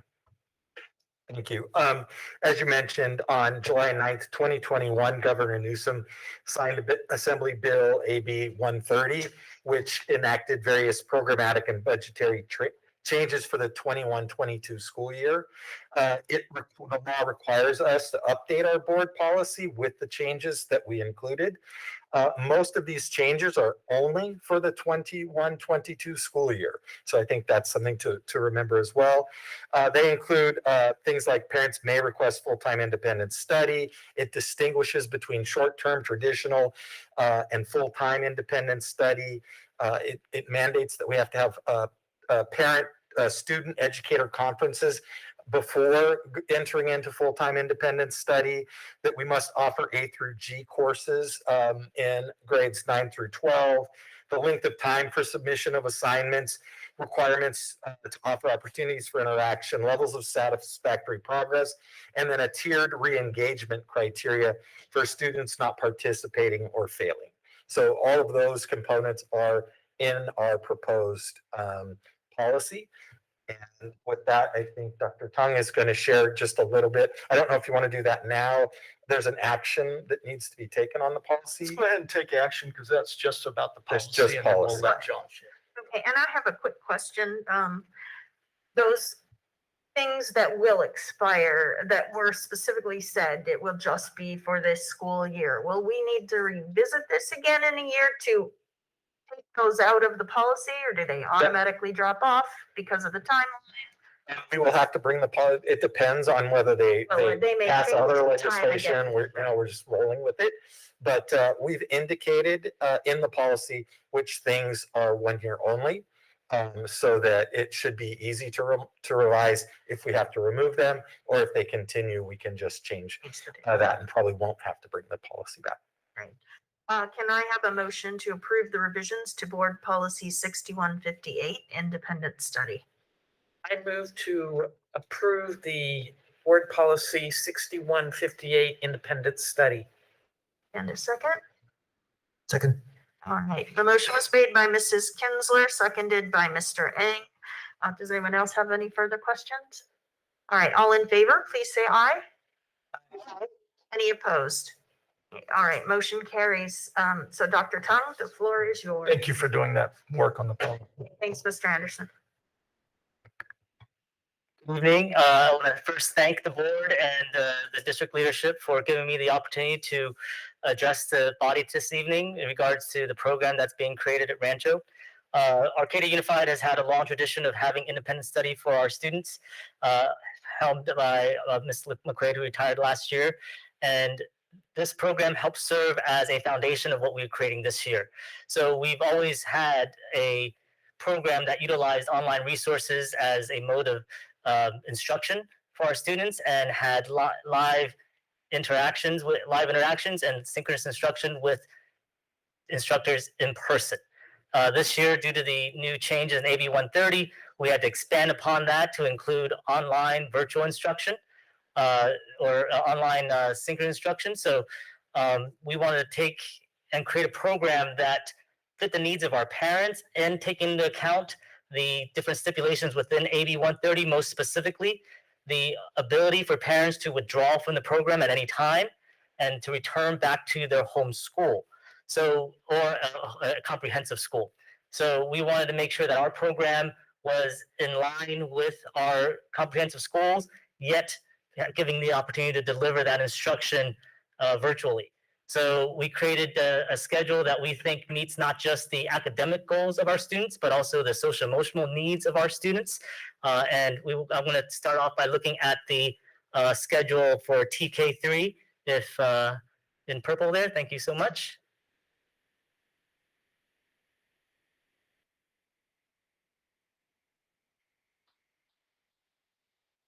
I'm still waiting for it to, it might be in a different tab. There it goes. Okay. So when creating the program, we wanted to make sure that our students' needs are met, both academically and social emotional, as I said. So we actually have daily check-ins with our students at each grade level. It's grade level specific, or at least close to grade level, like TKK together, because by one group is very few students. So we have a 20-minute check-in daily where the teacher makes sure that the students can interact with one another of like ages. We will be bringing in our counselor, do some social emotional lessons with them, as you'll see in the next schedule that we set for this week because of our testing schedule. In addition, we have live instruction in small groups or one-on-one instruction during our differentiated instruction time, which you can bring any question forward. We have specific ELA and math times where we have additional teachers instead of just the supervising teacher. We bring a second teacher in case the group who checks in becomes larger. But however, we've been very fortunate that we're able to actually serve a lot of one-on-ones during that time because the needs of direct instruction is very limited. So we have, when we do small groups, when I visit the Zoom, not the Zoom, the Google Meets, 2, 3, 5 students at most, and have up to 2 instructors supporting them. So they can put them in breakout rooms, or they'll be answering and walking students through the program sometimes, or explaining a concept to them. So as you see that we had our minutes added up, it was over 200 minutes a day that our teachers are accessible to a specific student, and that they have up to 200 minutes that they can utilize to get their questions answered and to get content explained to them if they don't understand the content, or to just get troubleshooting with the technology, if that's the case. So that's our schedule, which will continue to be modified based on the needs of our students. I already got feedback from our teachers that they would like to schedule shift a little bit to accommodate for the difference in time between periods. So we'll be having a slight change after this next week's schedule. If we go back to the original page, Mr. Wizard. Dr. Tang, could you mention where this is?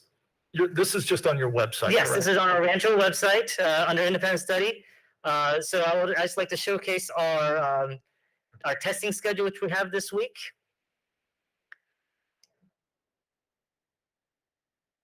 So as I said earlier, we are committed to having our students transition back to their comprehensive schools whenever they feel it is in their interest to do so. And that means we want our students to participate in the same or similar activities as the students at the comprehensive schools academically. And so last week, all the students in AUSD grades 1 through 8 took their STAR Renaissance benchmark test, and our students are doing so as well virtually.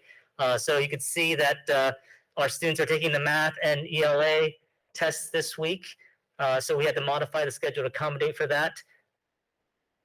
And but we still want to adhere. We still want to protect the ELA and math time for our students in case they have questions any day. One of the great things about independent study is that students move at different pace based on their level of ability. So there are students who are maybe a chapter ahead of another student because they're moving at a faster pace. And we, as a district, are committed to supporting our students. So if they are completing the content sooner than other students, we will provide enrichment content on the back end so that they can hone their skills in a higher level.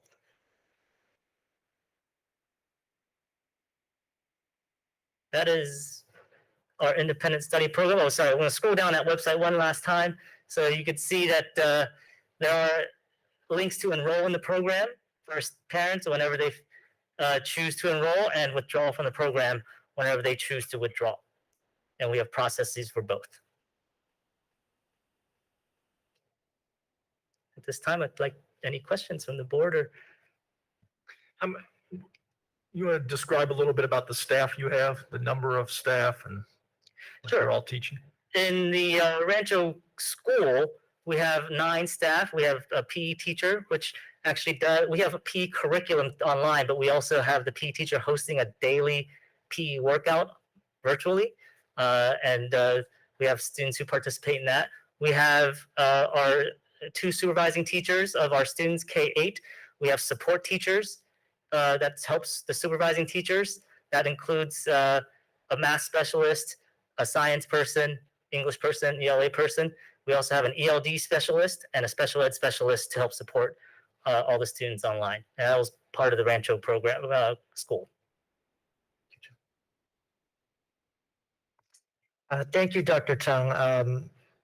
I know you spent a lot of time over the last couple of weeks talking to parents and listening to their feedback, countless hours. I really appreciate that really hard work. And also, I think I've heard you describe this as building an airplane while it's flying, kind of. We were told of this need or this directive a month ago.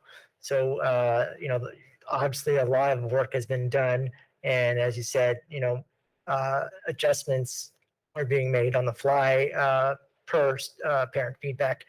A couple questions I had were for those students who might need extra supports, maybe they're in need of ELD support. What kinds of support can we give those students? We actually have our ELD teacher because we're still gathering information of which students, what levels at this time, and those who we've identified, our ELD teachers put together aside time to meet with them in small groups to provide instruction specifically at their level. And the program, the Pearson Connexus program that we purchased to serve our students also have accommodations for IEP and ELD students. Thank you. And the periods, I guess if you could call it, during the day, are those required for students to attend, or are they optional? These are all opportunities for them to engage, but nothing is required because every student at independent study will have different needs and therefore move at different pace. Thank you. So just to clarify that, in independent study, you may have kids in the same grade level and their content might be the same, but they are not progressing like if you were all sitting in a classroom together. It is at the student's pace at home, and then we respond and react to that. Yes, that's why the benchmarking is so important for us, that we want to see if there's students with gaps in their previous learning that we can address. If students are falling behind, as Mr. Anderson said in the change in the board policy, there's steps to mitigate or to support the students if we find that they are not keeping up with their independent study. And then the students who are advancing, we have additional courses and coursework and curriculum ready for them when they reach that point.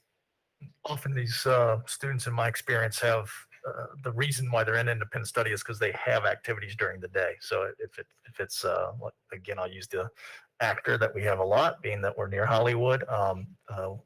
They may be filming all day and they do their work in the evening. So it's really important, that flexibility to keep it, and that they're not. Reason they're there is for the flexibility, not to be on a set schedule. Yeah. Which is part of the reason why this is a difficult fit, I think, for a lot of families this year, is that, we're hoping to do something that this program, which was mandated to us, is not truly designed to do. That's in terms correct. of like teaching all day to a bunch of kids the same exact type of content, which can be really frustrating. I understand, because there's that disconnect. Yes, and that's why our teachers are very committed to responding to all email questions within that same day, within their work hours to respond, and also to continue to track our students' progress and be available on all those hours to answer questions from students and sometimes parents. They would pop in on the screen and ask a question, and we're happy to help and assist in any way. Some of the comments earlier tonight were around language accessibility in terms of the families. How do we communicate to the students enrolled in independent study that we do have an ELD teacher? Because I know this testing is happening right now. But do people understand that there is a resource where they might be able to get our question? And very fortunately, you speak more than one language, and I'm sure some of the staff does it well. But do parents realize that they have that resource? We're reaching out to our ELD parents, just letting them know the extra time, and the students that there's extra opportunities for them to engage with our staff members, especially the ELD students. And same with the IEP students. They do get reached out to by our IEP teams to see first if independent study it has the resources to meet the IEP goals, and if it does, then we start linking up with the resources that can help support them. And Lee, that highlights one of the challenges of any independent study program is, and why I think the governor said we need to be back in school physically, is when a student is in school physically, you can, an EL or a specialist can go find that student. They're physically there. When it's an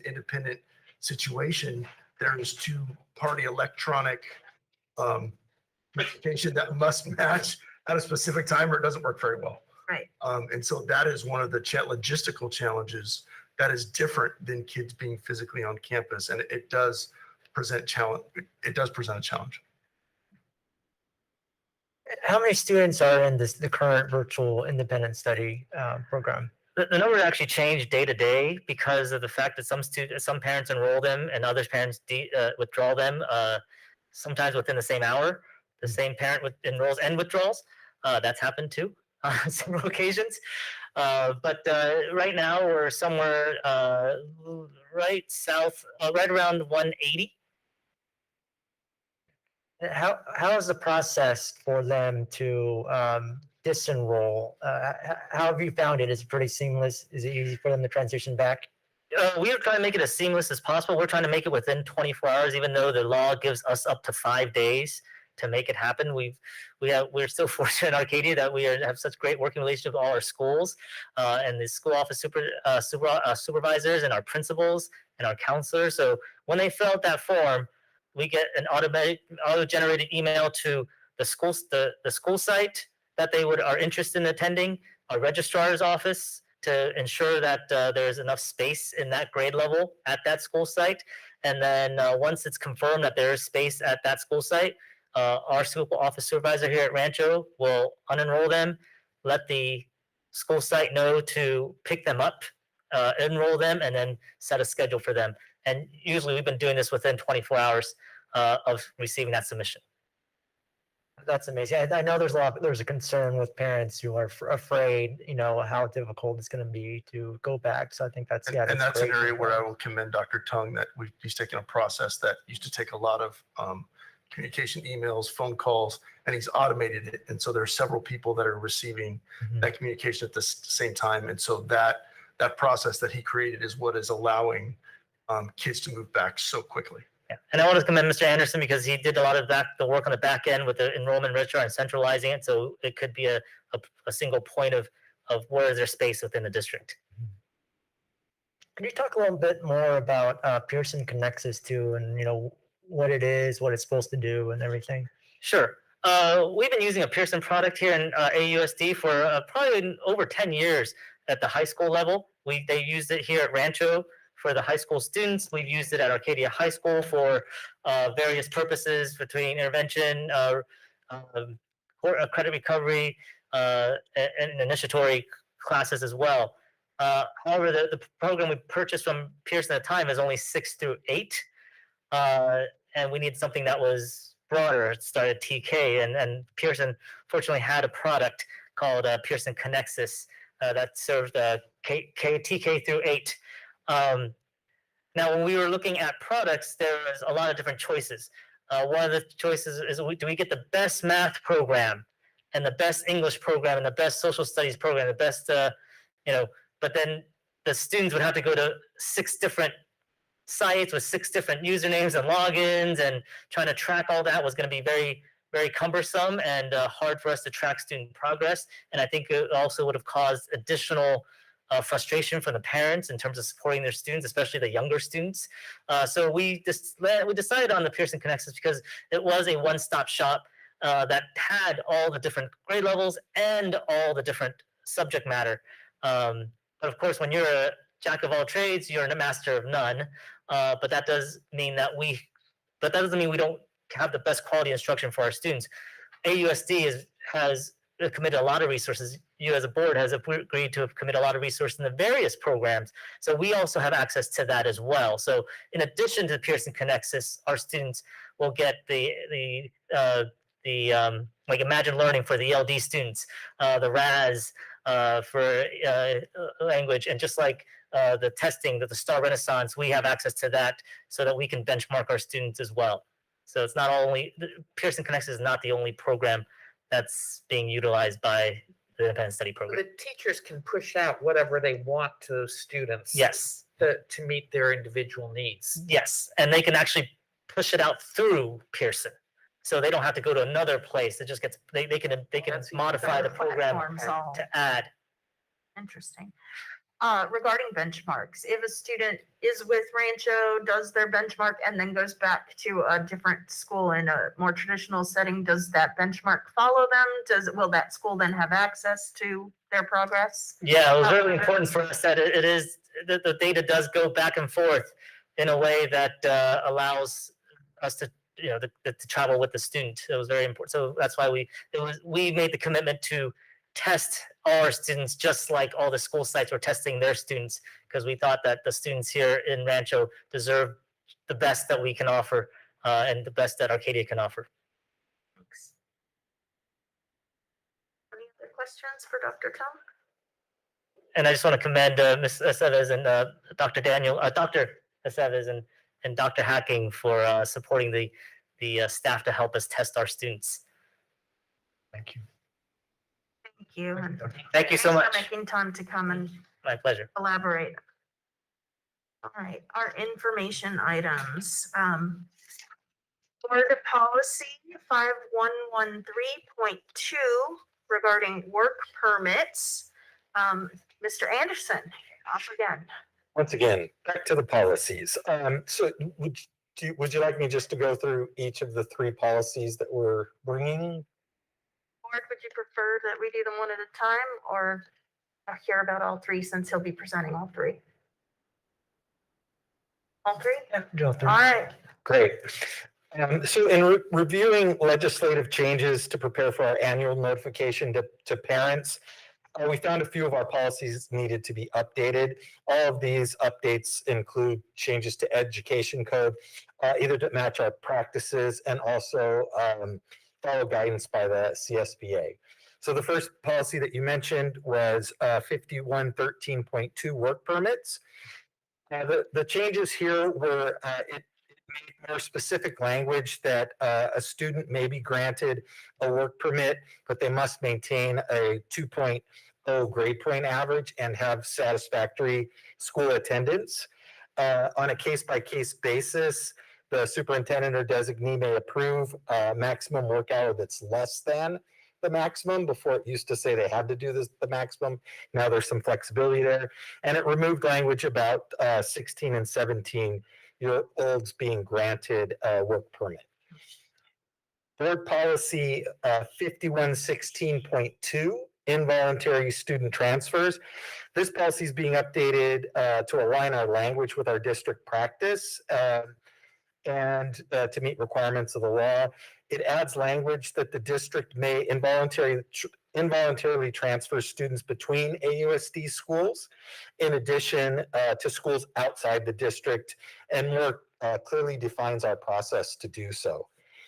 And then our last policy is board policy 5141.31, which is immunizations. And school districts must exclude students that are not immunized as required by law. The district may offer immunizations to students with parent consent.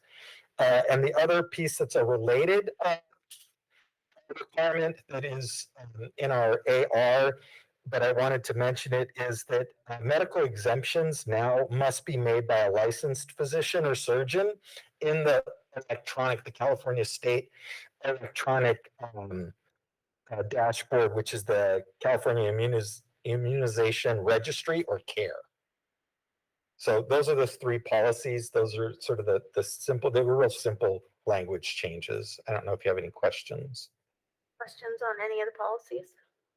And then just for edification, all of these policy revisions are linked in the online agenda for this meeting. People can go in and read them by detail, and we have all read them.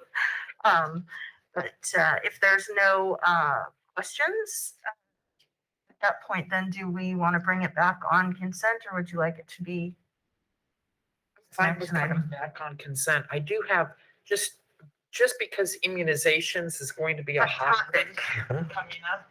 I'm assuming what I'm hearing from powers that be and on the news is that somewhere around December or the beginning of the year, hopefully there'll be immunizations for the young children, and they'll have that. I don't know at what point those will be but they've been doing them for emergency authorization, and Pfizer now is no longer emergency, but is fully authorized. At what point do we wait till like the state Department of Health says this COVID vaccine needs to be given to all the students before it becomes mandatory for us to watch and make sure everybody's gotten the vaccine? I'll only speak in terms of policy, and I'll probably defer to Dr. Marishu, who oversees the medical side, our health department and our nurses. But with policy, vaccines aren't considered immunizations in terms of the law. And so right now there's a standardized list. It's been in, they made some changes, I think, last year when we updated our policy, the TDAP in 7th grade, those types of things.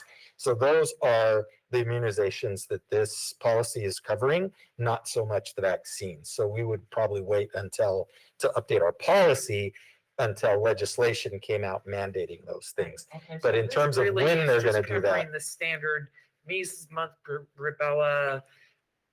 These are the old immunizations that are. Polio, right. Yeah, that's all this covers. Yeah, so it doesn't, and I think the Pfizer vaccine just got full authorization for 18 and up, so that's really impacting colleges in terms of them requiring COVID vaccines, but it's still, I think, under experimental or the I'm losing emergency for Authorization. the younger, and let's hope that that comes online, and then that also our younger student population will have access to COVID vaccines later, but that won't be under this You policy. really have to wait till the legislature says this is. We'd be waiting for some guidance either from the county or the state in that regard as things unfold. So. Okay. But Kate, Just so you then, know. yeah, I noticed that Mr. Anderson did mention about Dr. Harishi would have answers, because I know a lot of people have heard about vaccine requirements for employees. And that's coming online type thing where you either must be vaccinated or subject to testing weekly, I believe. Correct, and But that's that is statewide. completely separate from this. You and got it's- it. Yeah. And then Erica Newkirk, of course, reviews our policies, anything that's health related. She did look at these and, gave her stamp of approval, as well as if any changes to policy would go through her office and Dr. Hirschu's office. Thank you very much. Thanks. All right, so consent? We would love to bring back on consent. Okay, Thank you. thank you. All right, what everyone's been waiting for, permit updates. Okay. Thank you, Madam President. I want to just start by thanking everyone that was here tonight, and I wish I had a chance to say this before a lot of people left. I just want to say thank you for wearing masks. I know to this crowd that sounds very simple, but around our state and around the country, nights like this are under a lot of protest for even should we be wearing masks or not. And so I just feel very blessed to work in a community where we all are doing our part. And in fact, even where it's not mandated outside, that so many of our young people and our adults are stepping up and protecting themselves and protecting the people around them. So just didn't want to leave without saying thank you for that. Safety is our priority. It always has been, and it always will be in Arcadia Unified. I can speak for the board and for my staff that we understand that first and foremost, students and staff need to be safe before learning takes place. So clearly our core mission is teaching and learning, but if students and staff are not safe, that cannot take place. Now, I also recognize and just want to acknowledge that we will never agree 100%, all of the citizens of Arcadia and every parent on what safety looks like. I recognize that. And as superintendent, I have the good fortune to meet with a diverse group of parents on many topics. And it's always a reminder to me how diverse our community is. And that diversity is a strength, but also it's a challenge, knowing that any two groups of people can sometimes be on opposite ends of any decision that we're making. And so I want to just remind everyone, and I think it's worth reminding, that when the pandemic started, because we didn't want to get into opinions, and there's a lot of information out there, both that would fall below the standards, like the school districts that are choosing to not wear masks, and that's happening not far from us. There are people that don't want us to do that and do the guidelines of the health department, and there are people that believe we should go far, above the health guidelines. When we started the pandemic, we made a very conscious, deliberate decision that we are going to anchor our decisions in those requirements of the LA County Health Department. The reason for that is they have the experts, they have the latest information, they have the research, and they're collecting data on schools. So not just the latest research in general, but in schools, what protocols are actually making a difference, because we don't want to use resources and time on protocols that are not having an impact, so that we can have more resources on the things that will have an impact. And a good example of that, just recently I observed was taking temperatures, right? That was something that last year it was deemed necessary and something that they were studying, but until they had the data, they wanted us to take temperatures at the door, and we were able to do that. Then the studies came back and said that was not having any impact whatsoever on minimizing transmissions. And I thought it was a school thing until I just went to the hospital and realized that they stopped doing it as well. And here's a place where, people are going that are sick, and they acknowledge the same thing when I asked, why aren't they taking temperatures anymore? They realize that all the studies show that it's not impacting. So I'm sharing that to let people know that we have a layered approach.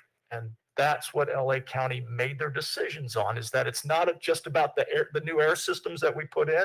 It's not just about the cleaning protocols that we have, the rigid cleaning protocols and all of the new cleaning solutions. It's also about the masking, the social distancing where possible. When you throw in all of those layers, we have not just mitigated, but we have zero COVID-19 transference at any of our school sites. Zero. Not one child has gotten COVID at school.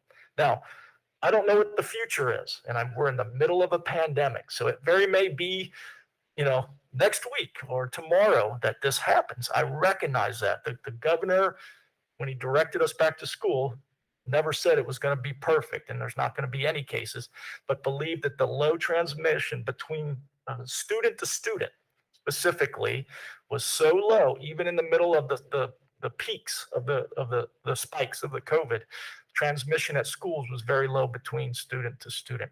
And then you have all these other layered effects. So to this day, and I think it's a misunderstanding, because we're the ones required to send out the health department letters saying, there's been a case and you may, have been exposed. But to be clear, those students are getting it from their parents and or outside activities, because everyone's become a carrier now, right? Before we thought we were safe when we were vaccinated, and people are carrying that. So I just I think it's a testimony, and I would take an opportunity to thank all of our staff for their work behind the scenes to carry out all of the safety protocols that we've been working on, from our custodians and maintenance. We're going to hear about some of those layered approaches that we've taken through the different reports. And I also want to just recognize our parents, because, it starts at home with our screener. It's very important. That's the partnership of home and school. We depend on parents to be vigilant by taking that temperature, checking, reading the survey, answering those questions, and making sure that they're not sending their students if there's any problem. And as a parent myself with 8-year-old twins, that's a major disruption to life. When all of a sudden your kid, and there's a lot of sicknesses going on in addition to COVID. So it's just one of those mornings when a child isn't feeling well, and you just know that your whole day is now going to be disrupted because you have to keep your child home. And I just want to say I recognize that, and I appreciate the parents that are going above and beyond to ensure their child's safety, but for all of us as well. In addition, to those layered approaches, I want folks to know that as the studies and the research and the cases change, we will change with it. So this isn't an absolute, like, here's what we're doing today, and that's exactly what we're going to be doing in a month from now.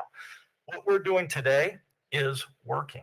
So we've had 0 transmissions. And even when students came to school with COVID that they got from home, and by the time we get the call from the health department, no one else in their class got it from them, including kindergartner that had it.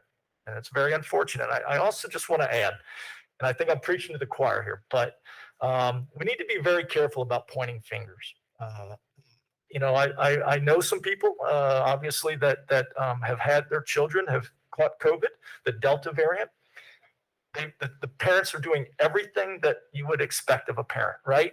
They're doing everything to keep their child safe, and yet they're getting it. So, we can't control this. And I think this is that moment in time when we really have to rally as a community around each other and support each other and recognize that we're all in this together, and it could be anyone's child, right? I mean, we don't know, and we just need to all do our part and support each other. The students that are also getting COVID and are quarantined, they're coming right back. They're having a few days of sickness and they're right back in the classroom. So not only are we, doing our part by quarantine, but we're supporting those students as they transition back, and it's very important. So I want to. Some of this you've heard before. Some of this we've been through in the spring with some of these safety measures. I think it's worth going through again. We won't go through in depth that we did in the spring, but I want to make sure everyone understands that safety is our priority. What we're doing is working today, and we will continue to monitor that and change as we need it. So, Eric Elson, would you start us off from business services and share some of the things you guys are doing from your end? Thank you. Yes, thank you. And actually, I'm going to take a left turn for a quick moment and talk about nutrition services and our lunch service, because I know that has we've received some questions from the community about that. And then I'll get to our what we're doing on our campuses for protection. So I just want to say that from day one of the school year, every student that has wanted a meal and come into one of our cafeterias has received one. No student has been denied a lunch due to lack of food. Each of our cafeterias has multiple backup plans in place in case we do actually run out of that day's lunch, that there are other options so that a student will always walk away with some sort of nutritious food to get them through the day. We've heard reports of long lines in some of our cafeterias, and we have looked at timed the line on some of our campuses, in particular the high school and Dana and Foothills. And I'm happy to report that the lunch lines are actually a normal and manageable length. There's plenty of time for students during their lunch period to get in line, get a lunch, eat it, and still have a little bit of a chance to get up and run around. The start of the school year is always hard with lunch lines. It takes a little bit of practice, especially for our younger students, to learn the routine of going through the cafeteria. So that's normal, but I'm confident in saying that students, number one, can get in and get some food, and number two, have time to eat it and still enjoy their lunch break. There was actually a comment earlier today about the pin pads. And even though the lunches are free, we are actually required to collect that student information. Pin pads are how we have typically done that. I believe that probably most of our cafeterias do have sanitizer nearby, either before or after use of the pin pad. So hopefully that is being utilized. I will say that in at least one of our elementary schools, we have started testing out scanners. So, I mean, not the scanner with a gun, but the scanner where the students would swipe a card so that we can, if that's a viable alternative, we can minimize the use of that shared pin pad. there's been some conversation about food shortages. And we've actually gotten more specific information about what that is. There's not a shortage of food. There's actually a shortage of drivers to deliver the food. And what's happening with some vendors is that they're choosing to serve other customers before school districts. So we actually, Kathleen Ashworth, our director of food service, just received a letter yesterday from our largest food vendor, Gold Star. And they explained that it's actually a personnel shortage on the supply chain that's limiting the food that's getting to us. But as a result of that, we're not always getting the food that we've ordered.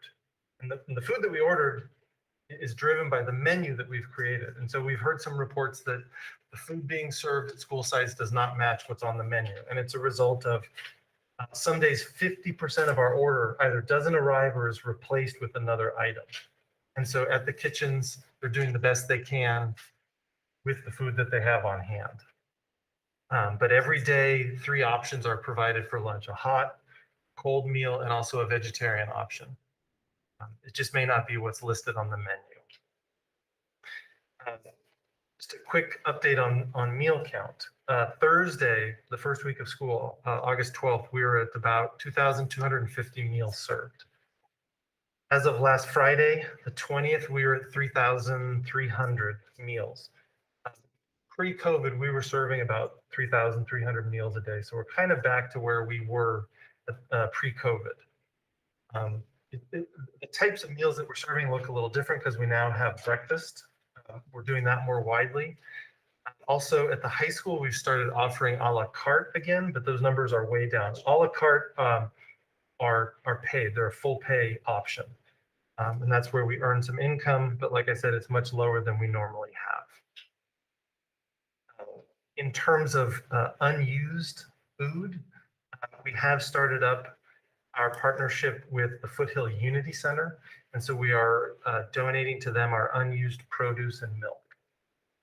Meals that are not served on one day, we are able to serve them the next day. So that's a way that we're able to utilize the food that didn't get served that day. But after that day, then it gets disposed. But Kathleen and her team are adjusting the number of meals that they're preparing every day as we're getting more and more information about how many meals are being served and where they're going and what the interest is of the students. And then lastly, around nutrition services, we've not yet been able to re-implement share tables. That's not allowed by the health department. We can't re-implement what? Share tables. Who shared? Where they can. Okay, go put some left over. One of the requirements that the government did put back in place is that we have to provide the full amount of food for the lunch. So a choice of entree and then the fruits and the vegetables and the milk or the juice. And so I spent a day at one of our elementaries watching lunch service, and honestly, there's a lot of food that doesn't get eaten by our littlest kids. And a share table would help alleviate that. So if another student wants what another one doesn't want, they can get that off the table. But right now, we're not able to do that. Okay. Any questions about lunch service before I switch over to cleaning and facilities? Okay. So some of the layers that Dr. Van Asdal mentioned, I'll just address the ones that sort of relate to the areas of business services. And firstly are the face coverings and the PPE. We continue to be well stocked at the warehouse when it comes to face masks and hand sanitizer. And we are constantly checking in with our school sites and with our staff to make sure that they have all the supplies that they need. I think we're in very good shape there with our PPE. Healthy hygiene practices. We have installed hand sanitizer stations at the front entrance to every classroom. And those, the custodians on campus make sure that those soap dispensers within those units are filled and replaced as needed. So that's an option for every classroom for the students. Some of our younger kids in their classrooms, they'll have sinks, and we always ensure that there's soap available next to the sink so the students can wash their hands in the sinks if they so choose. Cleaning and disinfecting. At the elementary level, we are cleaning and disinfecting every classroom every day. At the middle and high school, there's a daily cleaning that goes on, but not a disinfecting. The difference there being that the hope that the students in the secondary classes are vaccinated, so there's less of a need there. But we are keeping in close contact with the site staff and the administration, always sort of reevaluating where we are with that level of need. On every campus, high touch points are cleaned multiple times a day. There was a comment earlier about 3 times per day being recommended. I think that's our goal. I won't say we hit that 100% every time, but the high touch points are a focus on every campus every day. We've been using the electrostatic sprayers. Every operations staff member has a backpack sprayer and also a handheld. We're using a peroxide-based surface cleaner that is also a disinfectant, and it's approved by the EPA, Environmental Protection Agency. And what that means is that it's been shown to minimize the risk of affecting students and adults with asthma. And it has been proven to kill the COVID virus within 30 seconds on contact. We also have a large cart, the Clorox large cart that we have available in case we need that for a positive case. And then lastly, ventilation.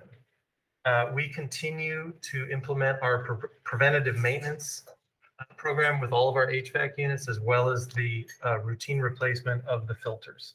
We have a schedule of replacement that's recommended by the manufacturer, and we're adhering to those recommendations. We have also installed the needlepoint bipolar ionization units in the HVAC systems for all of our classrooms and all of our workspaces.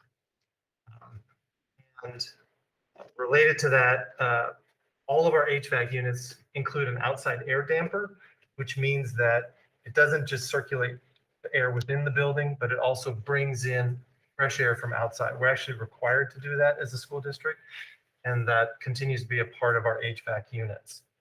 And I do just want to go back to a comment that was made earlier about doors being closed, doors being open.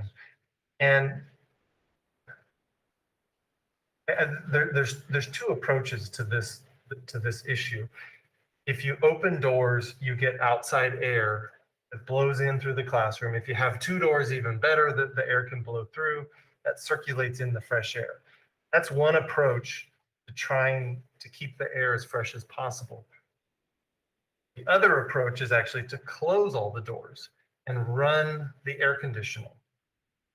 With the ionization units that we have installed in all of our classrooms, that actually kills all the virus, not all, but most of the viruses and the bacteria that we have in those classrooms. All of those units are set to come on very early in the morning. The ionization units run whenever the HVAC is running, or at least when the fan is running, and they stay on after students leave for the day to clean the air at the end of the day. So 2 approaches, they both have pros and cons. As the person in charge of paying the utility bills, I prefer the one where we close the doors and let the air conditioning run, because the air conditioning will stay on even with the doors open, and that's less efficient. But we're not enforcing either approach with our teachers. Oh, sorry, one last thing I'll say, on our buses. Right now, the guidelines are no social distancing, windows down, and masks on, and we are adhering with those guidelines. And so we have been very fortunate in Arcadia that actually one of our campuses and one of our custodians was highlighted in a story that was done recently by Spectrum News. And we're about to show that video, but before we do, I just want to say very quickly thank you to Ryan Ferran and Amber Nuvali in our communications department for helping get this story made and have it be aired on one of our local television stations. And I want to thank Humberto Hurtado, who is our lead custodian at Baldwin Stalker. You'll also see Gabriel Santos, who is our manager of facility and operational services. And Principal Baldwin Stalker Kelsey Brown was interviewed, but did not make the final cut. But I think the video, and it's only a couple minutes long, but it just does a great job of showing the hard work that our employees do and how dedicated they are to the health and safety of our students and staff. And that's it for my presentation. And Scott, go ahead. Thank you. Next this morning, everybody, keeping classrooms clean is more important than ever this school year, right? I mean, custodians, they're working so hard to ensure campuses are safe spaces for our students, and Ryan Blackshear-Vargas shadowed one custodian whose cleaning equipment might resemble something you may have seen on TV before. Ryan. Melvin, this is one of my favorite sights. Kids walking into school on a happy Friday. Look at them right behind me. They got all their masks on, heading into school. Their parents sitting them off for what they hope will be another safe day here at Baldwin Stalker Elementary School. Of course, a lot of that, keeping them safe in the classroom, goes to all the hard work that the custodians do to make sure that the students and staff are safe. To keep the classroom clean from COVID-19. Who you gonna call? Humberto. They tell me all the time. That what? That I look like a Ghostbuster. Okay, there may not be ghosts in this kindergarten classroom, but an airborne virus has been haunting us all. So Humberto is cleaning with this green solution for the first time this school year. It's a peroxide multi-surface cleaner and disinfectant approved by the EPA. It's been proven to kill COVID-19 in 30 seconds. He's cleaned classrooms for 29 years, but his work has never been more important. You gotta keep the kids safe. So he's wiping down door handles, spraying seats, and cleaning desks so students like Emmett and Chloe can feel safe while learning. Keeping classrooms clean isn't just an inside job. Gabriel Santos manages facilities at all of the Arcadia Unified Schools. His team has been opening vents and replacing air filters that expire every 3 months. Keeping the air clean inside the classroom is all part of keeping kids safe. The COVID's out there, and so we want to ensure the safety of all of our staff and students now that we're back in school, and so we implemented this regimen into our daily procedures, and it's just important to keep our staff and students safe. Humberto has the students in mind as he sprays the classroom. His grandkids go to school and will sit in seats just like these. He also refills the hand sanitizer station so it's ready for little hands the next day. He'll repeat this cleaning in dozens of classrooms. About 23, 24. To bust away any trace of the virus. What a guy. Thank you so much, Ryan. The disinfectant solution Humberto uses in the classrooms is made by Ecolab. And like Ryan said, the spray kills COVID-19 in under 30 seconds. It's also been approved by the Environmental Protection Agency. Chief. Nice job. Any questions for Dick from the board? In terms of the students, have you seen any requests for masks, or are students mostly just bringing the ones from home and utilizing those? I haven't heard mask requests, but I know that we have student masks available through the warehouse. So my assumption is that we have provided those to the schools, and as needed, they've been handing them out to students. And if they need more, they'll contact us and we will bring them over from the warehouse. Okay. Great, thank you. Any other questions? Great news segment. Mr. Essel, before you answer, I appreciate that the audience would like to ask questions. Unfortunately, as a public meeting of the board, we are required to stick to agendized items, and the meeting is of the board and for the board. It's kind of like audience comments, and I realize it's really awkward, but it isn't a town hall or a forum. There are really prescribed ways we have to do the meeting. And so we can't just take questions from the floor while we're ongoing. Hopefully the board is asking good questions, and I'm going to just jump out and say, once the meeting's over, if you want to stay and talk to Mr. Elson directly, would you be available for a few minutes to answer a question like that? Absolutely. I Okay. can stick around and Right, also. thank you. And I realize it's really awkward and weird, but it's even board comments. It's audience comments. It's not conversation. And it's a hard distinction and it is awkward, I realize, but there's so much business that we go through. And there's a lot because of the Brown Act and law that we can and can't do in a meeting structure. So I really appreciate the audience patience and cooperation.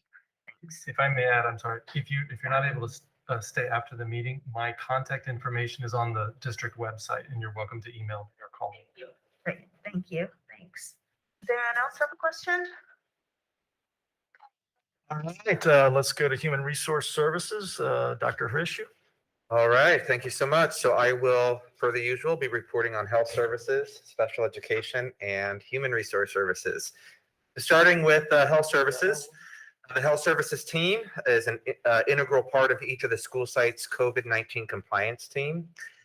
They've been working diligently on reviewing student absences and health screenings and working with families to triage symptoms and illnesses. They have been a central part of the contact tracing process, including identifying close contacts of cases and follow up with those individuals to discuss return to school plans, and have been in constant communication with our partners at LA County Department of Public Health and have been completing all of the required reporting. So Erica's done a great job in training her team to assist with these tasks. Health Services additionally is working with students with health needs to help them safely return to school. This can include working with students' medical teams on securing updated medical orders, participating in 504s and IEPs for students with medical needs, and working with students who are on home hospital study. Health Services is excited to announce the successful launch of the AUSD Take-Home Test Kit Center, where students and staff can opt to be tested for COVID-19 as frequently as once per week. We will continue to provide support for these and other health and safety measures as they arise. Health Services had a vaccination event over the summer at Dana Middle School, which vaccinated about 100 students. Both the COVID-19 vaccine as well as other state-mandated vaccines were offered at this well-attended clinic. We thought it was a great model. Between the Dana Clinic and the AHS clinics, we have vaccinated about 1,000 people. The department will keep in communication with families regarding future vaccination events. And finally, personally, I just want to thank our amazing health services staff. They have been working round the clock, evenings, weekends, related to contact tracing and all these health and safety measures, and just going above and beyond what we could expect from employees. So kudos to them. Moving on to special education on behalf of Dr. Catherine Mahoney. Teachers, service providers, support staff, and principals have done an amazing job starting the year with our students and with disabilities as they've returned for in-person instruction. They wish to thank MOT for all of their efforts to ensure a great start for transportation for students and to ensure plenty of PPE that it's available for students and staff alike. The department continues to problem solve around hiring challenges in relation to instructional aides.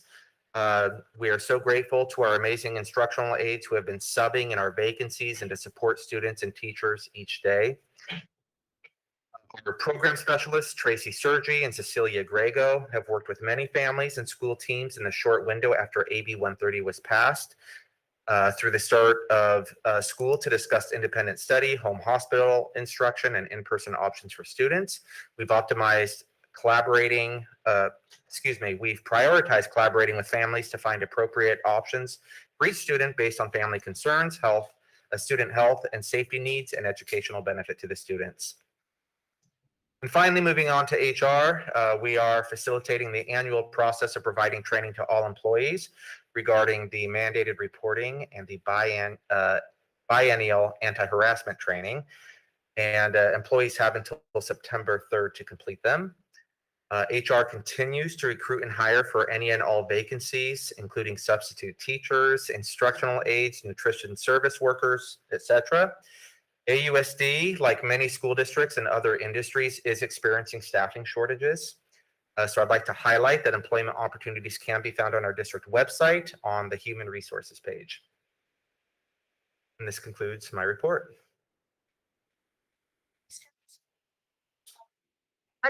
thanks for giving us the great report about all that Erica Newberg and her department are doing. And I know the contact tracing is taking a lot of time and that they are the ones reaching out. And I know it was earlier mentioned in the parent comments about our quarantine procedures. And I believe those are prescribed by the health department and above us. And so we are adhering, and they are also available on our website. How many days, what kind of protocols, whether you're vaccinated or unvaccinated, all of those things play in. There hasn't been any change to that, if I'm correct. There hasn't, and the latest information is on our district website under our COVID section, and we have the protocols listed there, and our health services team have all been trained, and they're doing an amazing job of following those protocols and creating specific plans for students to return or staff members to return if impacted. I know that they are just working beyond diligently. They are. We definitely appreciate it. Thank you. I do want to share one change that will be communicated in the update this week by Ryan Ferran, and that has to do with our contact tracing communication. So when we started, we were sending out the required letters from the health department by school for all of those students that were exposed, right? And so the parents get the letter, and it's tells them exactly what they need to do and where to go for help, and if you have any questions and how the quarantine works. We were, in addition to that, sending out school-wide letters that basically said there was an exposure or a positive case at the school. The feedback from so many parents, especially PTA, was that they didn't understand that letter. First of all, we recognize those letters are stress inducing. You get the letter as a parent, it's like, oh my gosh. And then they read the letter and they're like, so what do I do? Or like, what's the problem? And they would read it again, and they were confused of, why am I getting a letter if it doesn't say what to do? So the problem is, it was just a letter saying there was one at your school, right? So we contacted other schools to say, are you, experiencing this as well? And they weren't sending that letter. The school data is on the dashboard, right? So I want to be clear about that, because it's not about not being transparent. That dashboard is updated live every day. So if any parent wants to know exactly how many cases are at a school, that dashboard is live. There was a comment earlier about more information. I just want to be clear. We can't give more information than that. We're not allowed to say it was a 7th grader and it was in this class or whatever. We're not allowed, right? So if the parent needs to know, in other words, if their child was at all exposed or needs to know what to do next, they will be notified. But we won't be sending out the mass letters anymore. It just creates stress, and anyone that wants to know exactly, where we are, check that dashboard every day. That's why it's there. We want you to be able to have the latest data and information. But that's going to be described in the update this week. Ryan Ferran will be putting out. So, and I just want to say thank you to the parents that gave me that feedback, because again, I understand when you get that letter, the stress, because you think something happened and then you read it and go, wait, nothing, there's nothing to do here. So that's a little nuance, and I appreciate that feedback. And based on that, we're going to drop the school-wide letter and just go with the parents that need the information and what to do. So I have a quick question on the COVID dashboard. So I know Arcadia High School now has a button on, that shows just their, we have like the district-wide one on their main website. Is every school going to have like a button that they're going to be able to access that link to the information district directly one? just with what their school has at that time, just like, or is that just a high school? Just the high school, because they're half the district. Yeah. And it was a pilot. So we may just link, because we have the dashboard and that is the data. So I think that would be helpful. I think a link would be A link helpful on too. every single school website, just because that's the one that our parents are going, yes. So a little bit of information about the dashboard and then here's the link, and it goes. Yeah, what I don't want to do is duplicate, the information in different places, because then it may not get updated live. You know what I mean? I want to make sure But people. directing too would be Yeah. great. Right, but yeah, like a button on each school's website would be great. We can do that. Absolutely. On the test kits, I know it's on the website, but could you just go into a little bit of detail about how parents can get the test kit and expectations of the process of getting the result back? Sure. Greg, do you want to help me with this one?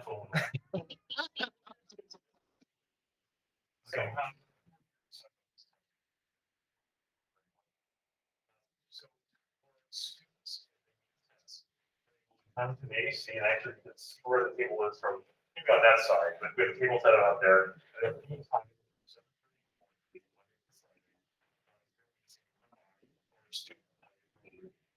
That's good, I think take it home. There's any focus from. Together. That is.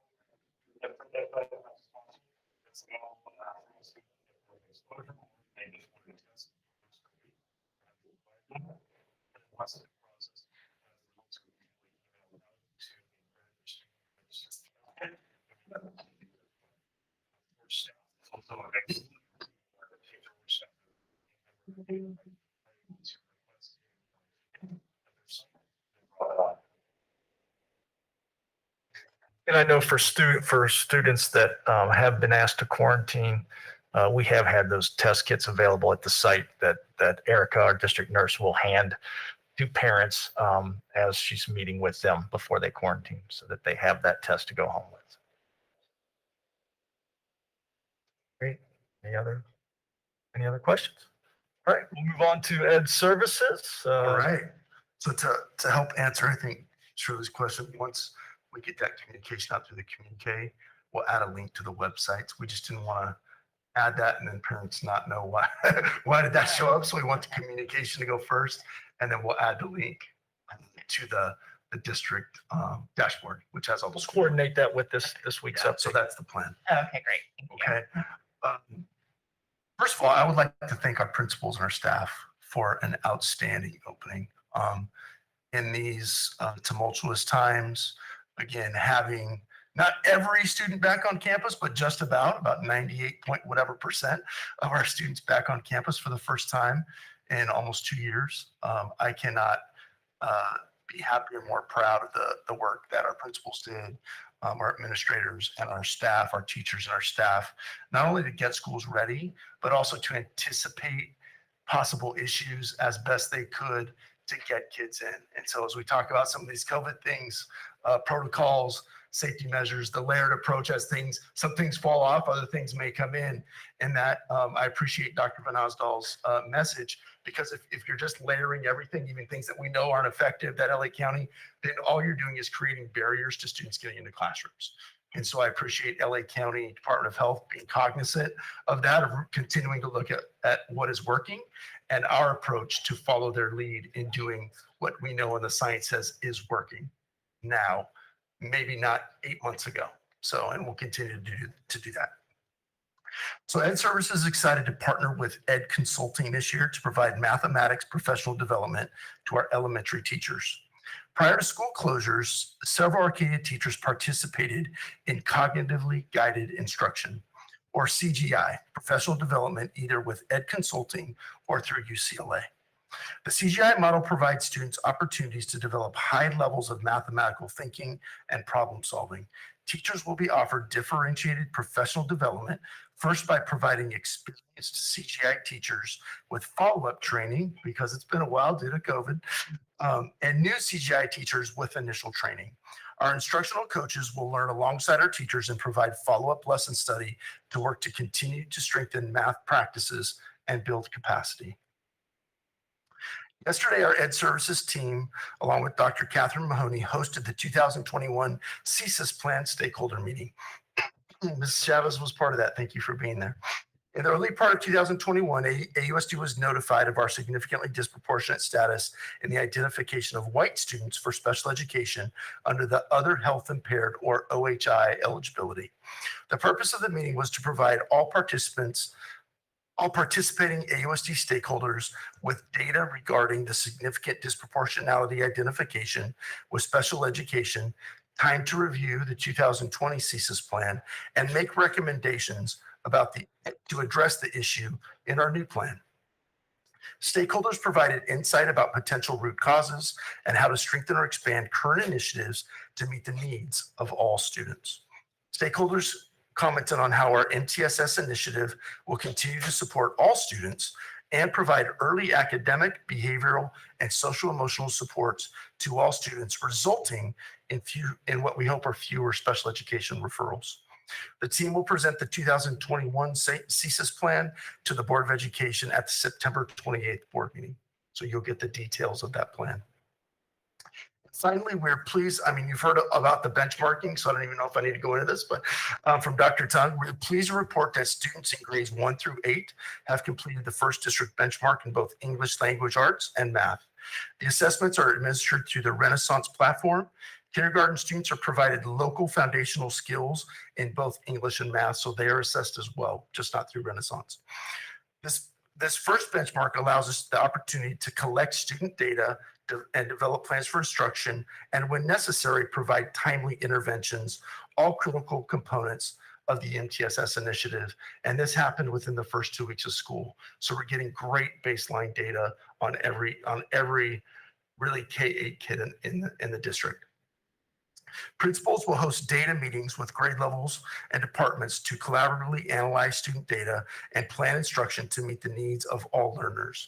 Benchmark assessments will be given again through the school year in alignment with grading periods to monitor progress for all students. And I'd like to thank Dr. Seves for putting that report together for me. Thank you. That is my report for tonight, and I'm happy to take any questions.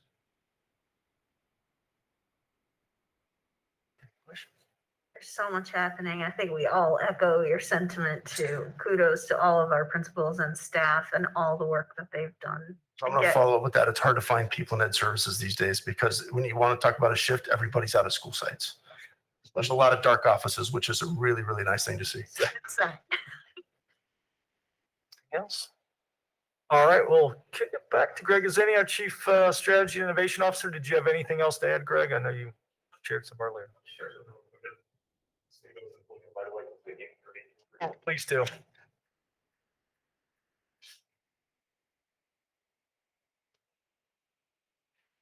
It'll be brief. I just want to touch on our symptom screening system that Dr. Van Oswald had mentioned earlier. One, I just want to thank everyone for continuing to do those symptom screenings. I know it's just happening across the district. Mornings are busy times. So it is our first line of defense to make sure that students who are sick and staff who are sick are not coming to work. Well, you know, for the first week or so, we were monitoring the system very closely, watching the results we were getting back. And then I'm pleased to share that starting yesterday, we launched our automated monitoring system for Qualtrics survey results. So what that means is every day, the system will go through and analyze all of the responses to make sure people are doing their symptom screening. And for families or students who may not have completed that, we'll send an automated email reminder every evening just saying, hey, this is important, this is required, you need to do this. So every afternoon that runs to make sure that people are doing the symptom screening. And then at the end of the week, if, for example, someone missed it twice during that week, we'll actually send out a phone call. We know that our families, our staff, our students know it's very important to do this. And this is just a reminder to make sure that's happening. So whereas, you know, it can be very time consuming if staff is going through that data, this new system will make sure that people are getting those reminders and we're able to reach out if for some reason people are struggling to complete that survey. So huge thanks to our staff who worked on that, and also for TIS for helping with that integration. And that concludes my report. Does the system look at attendance as well as whether or not they got the green check mark or the red, so that we see if somebody comes to school who shouldn't have come to school? You know, that's a great question. So we have the ability to go back in through that data. The result is very clear that you should not come to school if this is a red check mark. So all the health offices do have access to that data if we need to follow up with anybody. Yeah. Any other questions? All right. Thank you.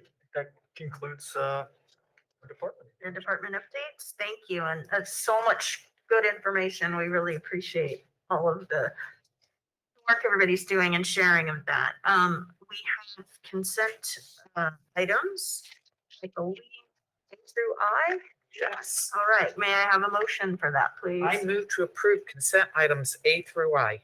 I'll second. All right, the motion was made by Mrs. Kinsler, seconded by Mrs. Yee. All in favor of approval of the consent items A through I, please say aye. Aye. Madam President, before I say aye, I'd like to abstain from purchase order number 19 on item A because I'm a volunteer for that particular contract. All right, thank you, Mr. Eng. So we will not count you as having voted for that particular item. Correct. All right, we'll do the vote one more time because I kind of jumped the gun on that. So all in favor with the Fenton exception, please say aye. Aye. Aye. Any opposed? All right, thank you, and thank you for the transparency, Mr. Eng. All right.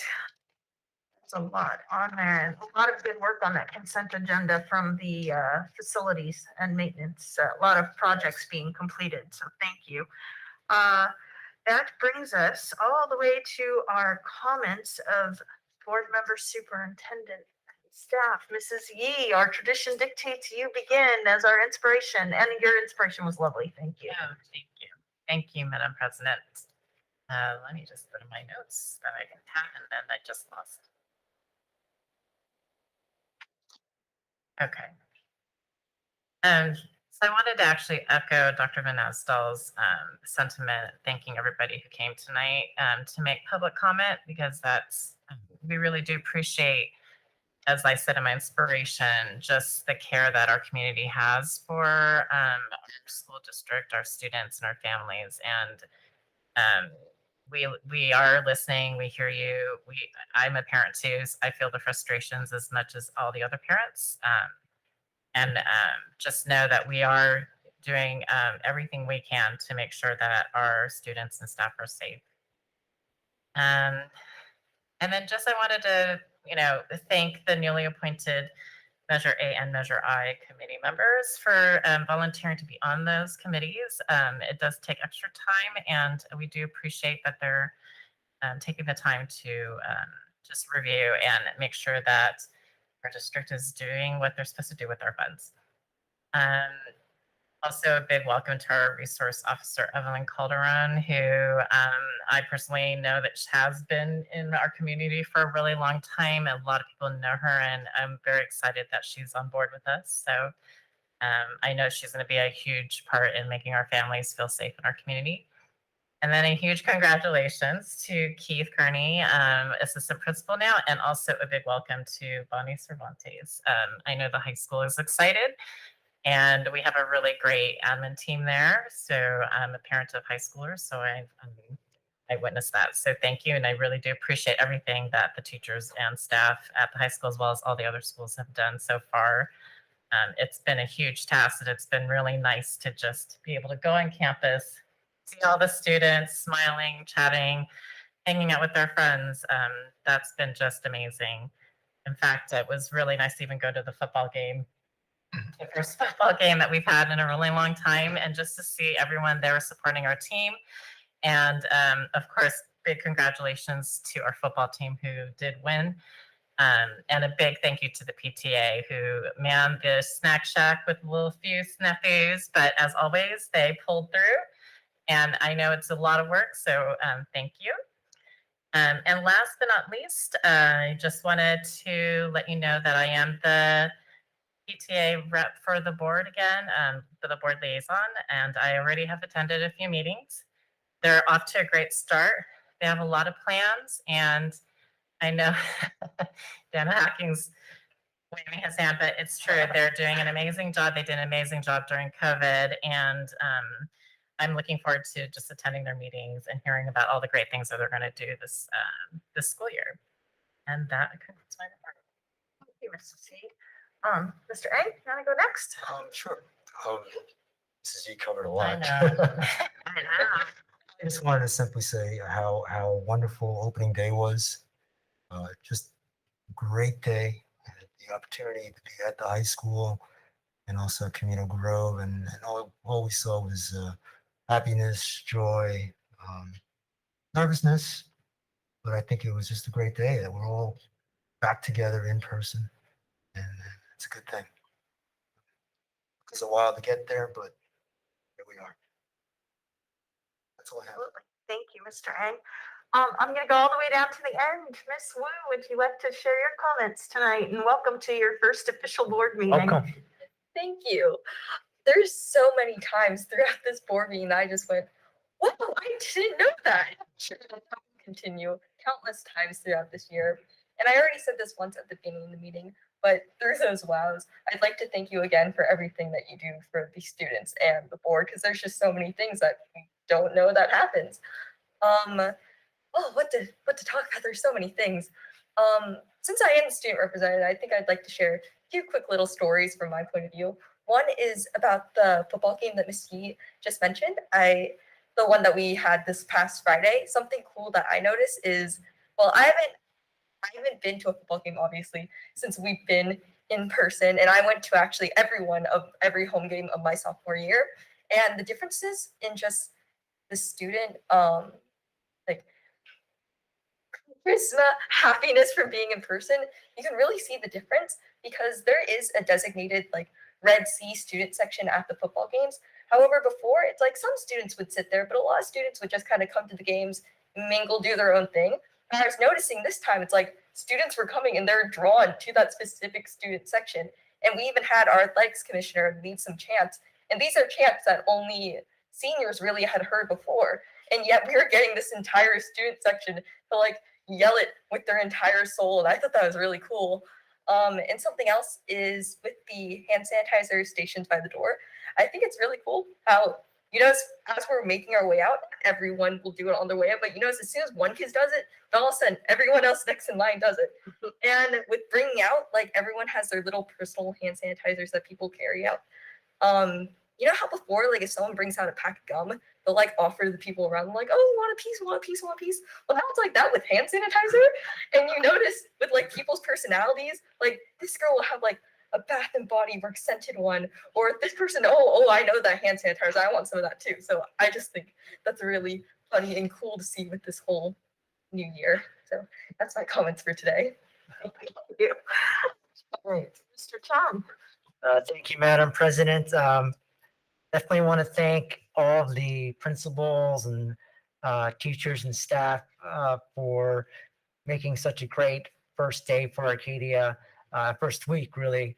Like Ms. Wu said, they're actually dealing with half the population who may not have ever gone to the school because we've been virtual for 18 months, or a lot of them have.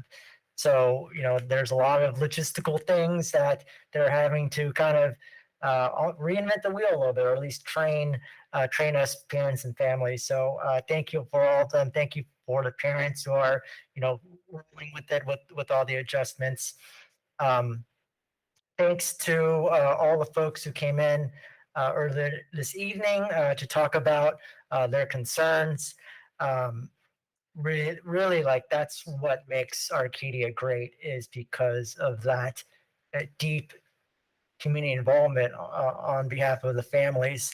I know it's very difficult for folks sometimes to speak in public, especially if you don't necessarily know the language really well.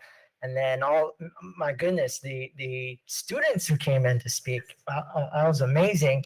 When I was in elementary school at Highland Oaks, I was terrified just to do a book report.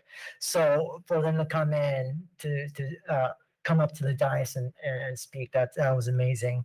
And I'm going to be a little bit of a broken record. I know that this has been said a few times, but I do think we all share a common goal and common purpose of safety being that number one priority.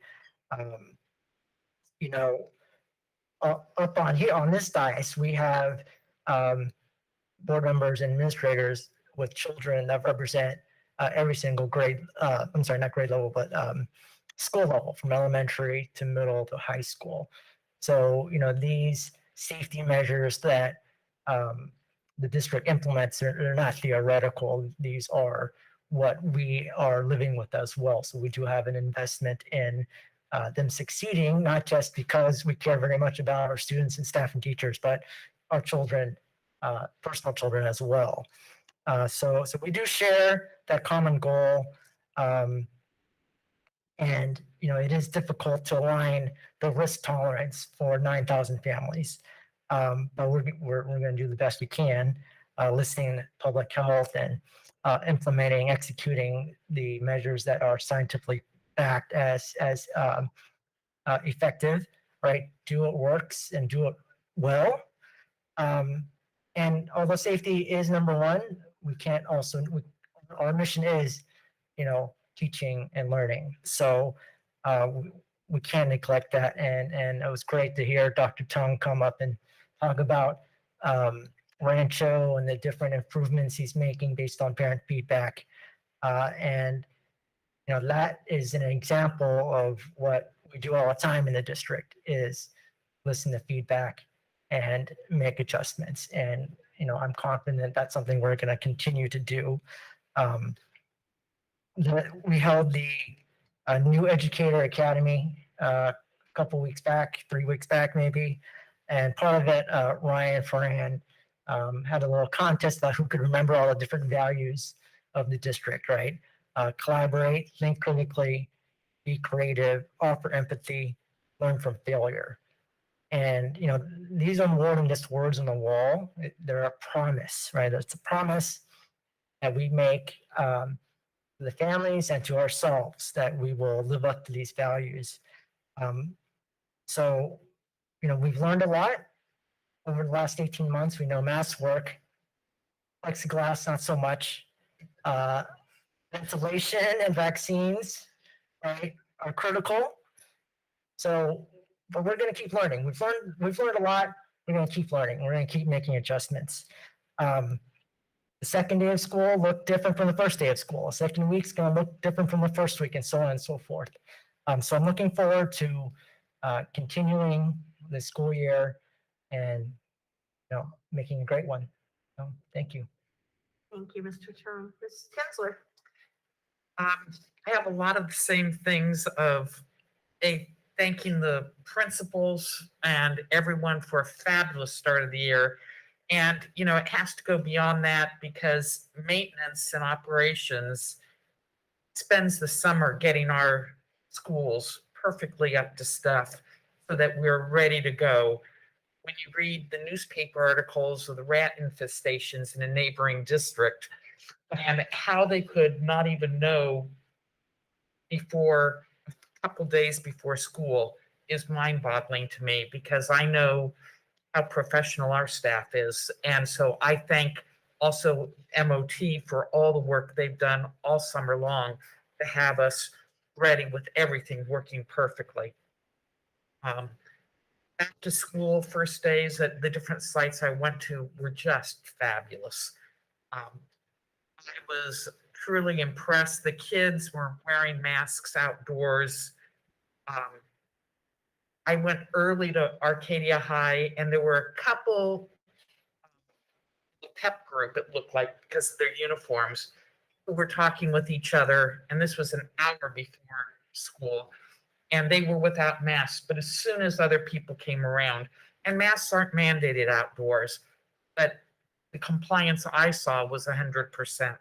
I didn't see anybody once others were around that were not masked. And so I thank the community and the parents who've let the kids know the science behind mask wearing and how important that is.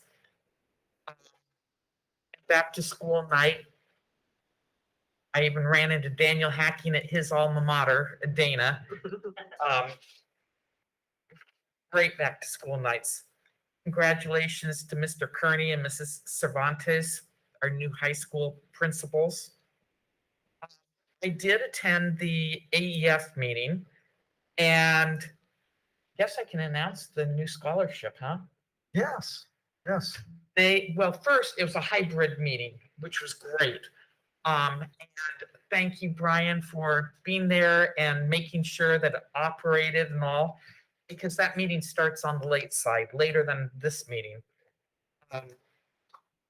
And it worked great. We had people both in the room and away, however you were comfortable, however it worked for you. We were able and had a great summer school. That was the other main thing. they have managed to get a donation from a community member for a scholarship that will last for 10 years. So it'll be $10,000 scholarships. Wow. So $100,000 donation to, to fund 10,000 a year for a scholarship for a lucky graduating senior. So that was amazing. I don't know if people saw the New York Times article. The headline is "Those anti-COVID plastic barriers probably don't help and may make things worse." But it went into detail about airflow and how they have to really be designed where you put them and how you put them, because the way that they're being put in classrooms especially, it can create dead zones in the normal air movement, because the air conditioning is designed to circulate in a certain way to refresh the air, but those create dead zones. They wasn't designed the proper, for those barriers, and can actually make things worse than preventing that. So, bottom line is you really need to have an air handling specialist. If you're going to be putting up barriers, have a specialist work with you on doing that and make sure it's done right. So I thought that was interesting, because I know we have gotten some emails from parents saying use more barriers around each desk, and depending, that may not be the answer. And that's it. A great start to school, and thank you everyone who was involved. Yeah, with respect to time, I won't mention everything that's already been said, so thank you. I just want to add one thing, that we talked a lot about safety tonight, and obviously that's on all of our minds, and as I mentioned, that is our priority. But I want to share something else that keeps me up at night, and something that I just want everyone to remember, and that is our students don't get a do-over on this year. And not only are we talking about this year with learning and a year's worth of value added to them, but we're playing catch up for many of them, right, from last year. And so in addition to all of the safety measures and all of the protocols and the new procedures on campus, we still expect our staff, our principals, and our teachers to deliver an excellent education and to give that year value added, if not year plus more, based on assessments and as we intervene, as we move forward. So I'm excited about the year. I'm excited that our students are back. There was a time last year where every day you were just wondering, when's that day going to come, and we'll be able to get back where we have our resources, where we can provide those wraparound services to our students as they need them and as it's been designed. So, I just worry about our students, want to make sure that all of them get what they need from us this year, and especially those students that are not taking advantage of that opportunity. I just worry about them. And so as we move forward, my hope is that we do have safe environments, and that our families can all return to our campuses, and that all of our students are getting those services that they need. So I'm looking forward to that, and I look forward to a fabulous year. So thank you. Thanks, Dr. Manazzo. I too will try to be as quick as possible. Welcome back. Hard to believe that it's actually happening. Very exciting. Welcome and congratulations to Mr. Kearney, and help me because I haven't met her before tonight. Cervantes, yes, as they join the admin team at the high school. It's great. I did want to just share as my liaison, I attended the chamber meeting with Dr. Manasdal a couple weeks ago, and we shared the new start time of the high school, and again, how we're basing what we do in the protocols of the health department and the decisions that we make based around safety. I also went to the Los Angeles County School Trustees Association meeting, and it was great because one of the speakers for that was Dr. Ferrer, the LA County Department of Health director. And really everything she said at that meeting backs up what we are doing in Arcadia. And that was really, for me as a past parent, very gratifying to hear. Yes, does it mean things might change? And I think you said it best, and Raymond, you said it too. Adjustments will be made. We're paying attention to what is happening in real time, and safety is our priority, because without that safety, we can't do that job of educating. And so just wanted to let you know that Kevin Gordon was also a speaker at that meeting. And so he gave some updates about what is happening politically, both in California and at the federal level with schools. And one of the things that kind of pricked my ears up was the possibility of the federal government finally fully funding special education. We will see what happens, but at least there is talk at the federal level of meeting what they said they'd do many, many years ago. So we'll see. I'm not holding my breath, but I'm hoping. I too want to echo the sentiments of folks that thanked our parents and our community members who came and spoke tonight. It is part of the process, and we are listening and we do care, and the feedback we receive does help us make decisions and does help the folks on the ground, our professionals, work and do the things they need to do to keep our kids safe. And with that, I just wanted to touch really briefly on what our job is as a school board, because most people don't know. I kind of didn't know before I decided to look into running for this job and taking it on. And really, the school board is an elective body that's a governance team. We all work together as 5 members. No one board member can do or make a decision on their own. We collaborate and we discuss and we make decisions, but what our job is to set policy. And so things like that came tonight, the immunization policy, the work permit policy, it is our job to review those, think about them, how they apply to our district, and decide whether or not we agree that that is the best policy to move forward on. So we set policy. We also have oversight of the school budget. And when I chuckle because no one really realizes how intensive that oversight is, but every board member every week is looking at line items and transfers from schools and how this school district spends their money, as well as approving the budget that is planned for the year. We are also doing things like approving agreements with outside agencies and field trip approvals, that type of thing.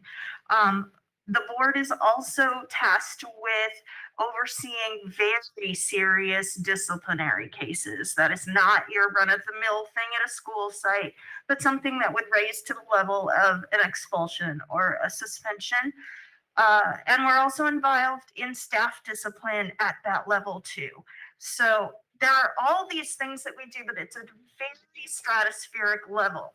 When it comes to logistics and what's happening on the ground at the school sites, and even here at the district office, the board relies on the wonderful professionals that we have. And the one power that the board has is that we hire and evaluate our superintendent. And we are very fortunate. Our superintendent, Dr. Van Osdal, is in constant communication with all 5 members of this board. And in many school districts, that is not the case. We are lucky that we have a team and a superintendent that makes himself available to have those conversations all the time and with parents. So I just wanted to say that because I think there's a real misconception about maybe what our role is in the school district. It is not up to me personally to decide how many doctors are on campus at lunchtime. I might have a good idea about what works, or having been a parent at a school site, just like everyone here. But it is our professionals, and we are the ones that direct and say, yes, we would have extra budget to get more staff. If people on the ground and professionals say, I need more staff to make my kids safe, that would fall to us. So anyway, I just wanted to share that because I think it's real frustrating sometimes for parents who come to us looking for an exact answer about their exact situation for their student. And oftentimes we are able to direct them in a right way of how that can get handled or done, but we aren't going to be able to answer exactly what their concern is. And I think, Raymond, you said it best. We're mitigating 9,000 plus people's risk aversion or willingness to be together. And we are doing our best, and we truly do care. And it is student and people and our community safety that drives everything we do. Children and kids and students come first in every decision. And it's one of the things that sets Arcadia apart. So thank you. I went a little longer than I planned to, but I really feel like that needed to be said. So anyway, with that, it is 10:08 and we will adjourn our meeting. Thank you. Thank you, Madam President. It's very nice. that you Oh, guys yeah, no problem. Already logged out and all that.